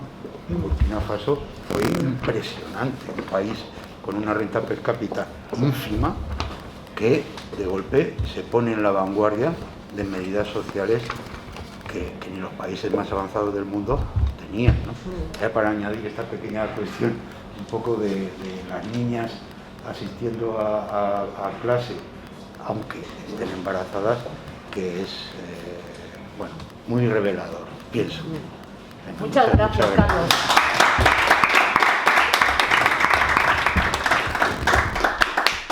¿Alguien más quiere aportarnos? Vale, Fernando. Yo solamente quería comentar, no sé qué he echado en falta, pues algunas bibliografía interesante de Sankara y sobre todo, bueno, pues que se comentara lo de su página en web, tomasankara.net, que bueno, pues ahí hablando de los discursos que ha comentado Sol y bueno, otros de los ponentes, pues que sería interesante. Y por favor, si tenéis otra bibliografía, digamos, más reciente, yo sugiero la del caso Sankara, de Carlo Batta, y no, el caso Sankara no, de Lozano, Daniel Lozano, un momentito, Antonio Lozano, y el caso El África de Tomás Sankara de Carlo Batta, un libro un poco más o menos 2005, 2007, 2010, una cosa así. Por favor, si conocéis alguna otra cosa, lo podéis aportarlo. Muchas gracias. Bueno, yo contestar al compañero, claro, es que ya piensa que no era solamente que fueran embarazadas, es que el 99% de esas mujeres eran analfabetas, es que no habían ido nunca jamás a la escuela, ¿no? Y no es la idea de países progresistas, es que eso no lo hacen los países progresistas, eso lo hacían en el socialismo, que es distinto, trabajar desde la vida de los hechos. Claro, es decir, en la RDA, que poco conocen las feministas que inventan la interseccionalidad todos los lunes, decían, pues es que no, los hombres no se encargan de los cuidados, ¿qué hacemos? Esto está tardando muchísimo y las mujeres están hartas. Pues un día más a la semana de vacaciones, hasta luego. Las mujeres necesitan tiempo, somos el Estado, hagamos cosas. Implementemos y cambiemos la vida de las mujeres. Entonces, no es la comparación con los países progresistas, es la propia concepción de qué significamos en la sociedad y cómo construir nuestros derechos. Y efectivamente, y luego, bueno, a ver, la emancipación de la mujer pues está muy bien. Este es un señor que trabaja a partir de discursos y que luego lo que tiene son biografías. Sí que es interesante, como decía Raquel, escuchar a la gente del alrededor, porque no lo hizo solo, es que no había tiempo. Porque no sé si sabéis que hacía otras cosas. El señor pues iba en bici al trabajo, tocaba la guitarra, tenía su familia, entonces no pudo hacerlo todo. No me gusta más, pues damos paso, al concierto de Julio. Creo que es importantísimo que se haya hablado de Thomas Sankara, que Juan África haya traído un poco de su pensamiento. Yo no lo conocía, tengo que reconocer que no soy omnisapiente, pero cuando empecé a leer sobre él, a raíz de que, bueno, hago unas cosas por la mañana en mi Facebook, que pongo una foto con personajes históricos, el 15 de junio puse una foto sobre él y me empezó a llamar la atención su figura. Una de las cosas que más me alegró fue saber que Thomas Sankara también era músico.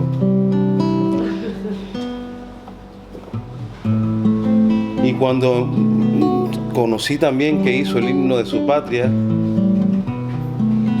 que las únicas posesiones que tenía, entre las muy pocas que tenía, eran 4 guitarras, dije, este es mi hombre.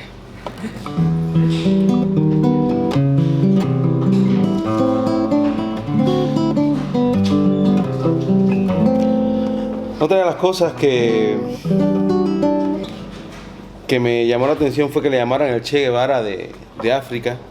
Me imagino que por la parte combativa. Yo, que soy un poco conocedor de la política, le llamaría el Fidel Castro de África.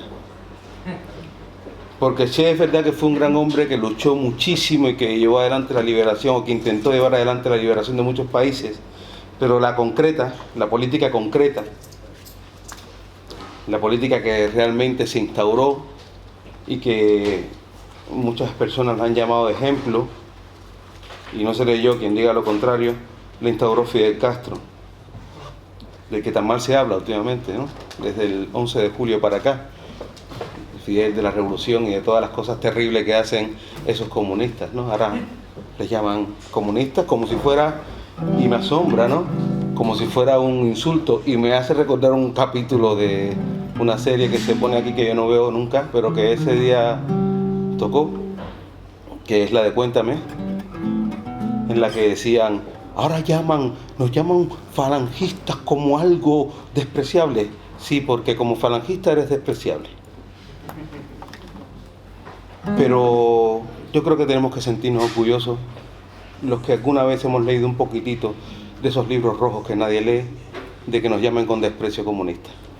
Así que por esos comunistas y por otros muchos, después del 11 de julio escribí este poema que se llama Déjame en el lado incorrecto de la historia. Déjame en el lado incorrecto de la historia. Déjame pelear con un brazo atado a la espalda y perder por mi estúpida manía de fajarme solo con un brazo. Déjame resistir la concepción liberticida de aquello que llamas libertad para vivir, para escuchar pájaros en las avenidas, abuelos ejercitándose en los parques, colegios llenos de niños. Déjame en el lado incorrecto de la historia, pero déjame vivir al modo en que vives aquellos que desprecias, porque esa es la verdadera libertad. Déjame inconforme hablar con los que no están conmigo conforme, pero hablar a nuestro modo. No airees sueños ni enarboles fantasmas, no amenaces mi vista con tus oscuros espectros de la muerte. Cada vez que escucho la invitación a tu lado luminoso, me horrorizo. Tú escogiste a Richard Nixon por Henry Wallace, al Departamento de Policía de Los Ángeles por Christopher Donner y lo cazaste como un esclavo sureño a la escapada. Tú creaste Cointelpro para librarte del Laje, Chavaz, entre otros negros. Tú, que eres residual en hospitales y excedente en invasiones humanitarias, que eliges un tiroteo masivo cada 64 días, 12 en un fin de semana, haciéndolos pasar por la naturaleza de la vida. Tú que escogiste, escoges y escogerías el fascismo cada vez que interesan menos tus intereses, déjame en el lado incorrecto de la historia. Déjame luchar en mi pobreza, perfeccionar el mecanismo para saciar mi hambre. No me impongas tu miopía, tu mudez, tu propaganda, tus opciones, tus sanciones. Déjame en el lado incorrecto de la historia junto a Chico Méndez, con los líderes sociales que asesinan cada noche en Colombia, con los maricas de Stonewall y los favelados. Déjame en el lado incorrecto de la historia con los desaparecidos a la izquierda de las cifras macroeconómicas, con los muertos de las dictaduras que alegremente apoyas. Déjame en el lado donde viven 1,5 millones de comunistas muertos en Indonesia en 1965. Déjame con los masacrados invisibles del Black Wall Street de Tulsa. Déjame con los filipinos enterrados por tus fuerzas ocupantes, con la ceguera de Sandino y Benito Juárez. Déjame sembrando en la cuneta de cualquier camino, pueblo, a la vera de cualquier cementerio, en tierra sin consagrar. Déjame con los nietos del cangazo, la milpa y las candongas. Déjame en los palafitos y los manglares y los quilombos. No me vendas tu libertad como un paradigma insustituible. Déjame con los que no tienen nada y quédate tú con los que quieren absolutamente todo. Quédate con el buenismo y la corrección que esconden las injusticias. Quédate con los privilegios de unos cuantos tragándose la libertad de todos. Quédate con el mercado donde cada día se venden al alza tus discursos de odios y beneficios. Que yo me quedo en el lado incorrecto de la historia, pobre pero contento.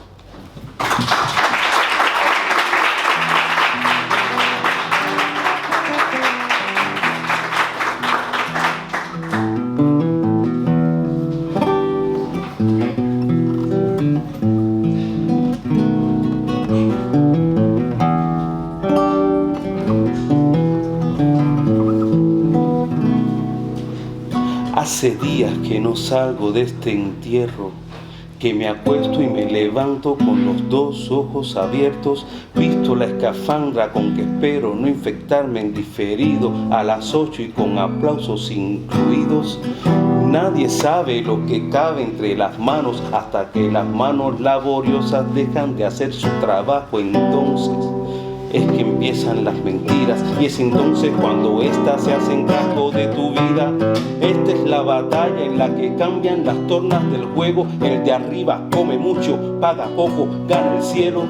La batalla donde el único arte marcial es cagarse en el de abajo y que se jodan los demás. Esta es la batalla que combato todo el día, cinismo contra valentía.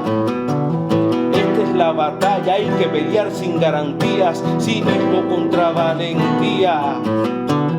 Esta es la batalla decisiva, cinismo contra valentía. Esta es la batalla y no hay que darla por perdida, cinismo contra valentía. Silencio, no seas tan intenso, hermano, nadie enfermo va a caer sin que le den la mano. Somos los que llevamos a Lorca al paredón y arrasamos con el pueblo por el bien de la nación. Nadie queda a la deriva en este barco, nadie tiene que temerle con razón a un banco, nadie ha de tener la memoria tan larga, cada que se arrastre con su mierda a la espalda. Todos tienen que creerle las mentiras al gobierno, todos tienen una cuenta en Suiza y un patriota dentro. Se tatúan en el labio la palabra patria, dos se encargan de venderla y ninguno de salvarla. Esta es la batalla que combato sin medida, cinismo contra valentía. Esta es la batalla, las manos arriba, cinismo contra valentía. Esta es la la batalla, que nadie quede con vida, cinismo contra valentía. Esta es la batalla y no hay que darla por perdida, cinismo contra valentía.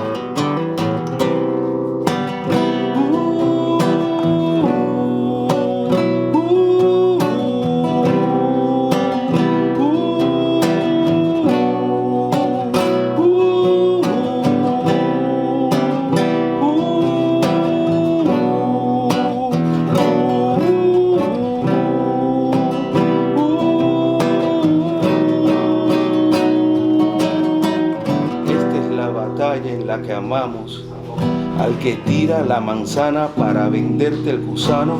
Esta es la batalla en la que justificamos al que te tiene oprimido y drogado.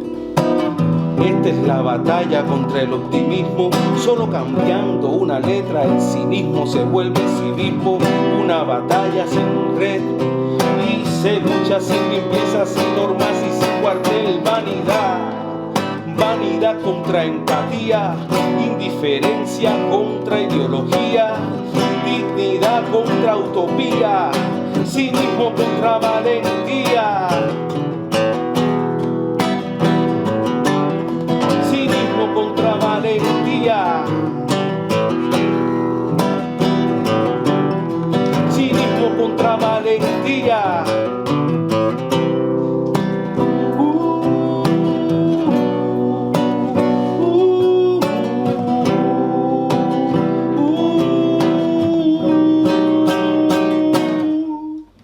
Muchas gracias.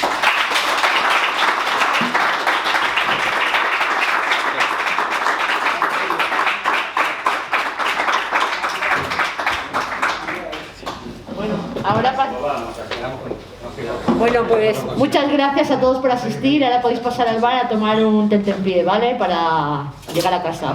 Entonces, se embarca y luego le debe, ¿no? Vale. Hay que pillarlos en orden. Muchas gracias. ¿Tiene bien ahí la manita?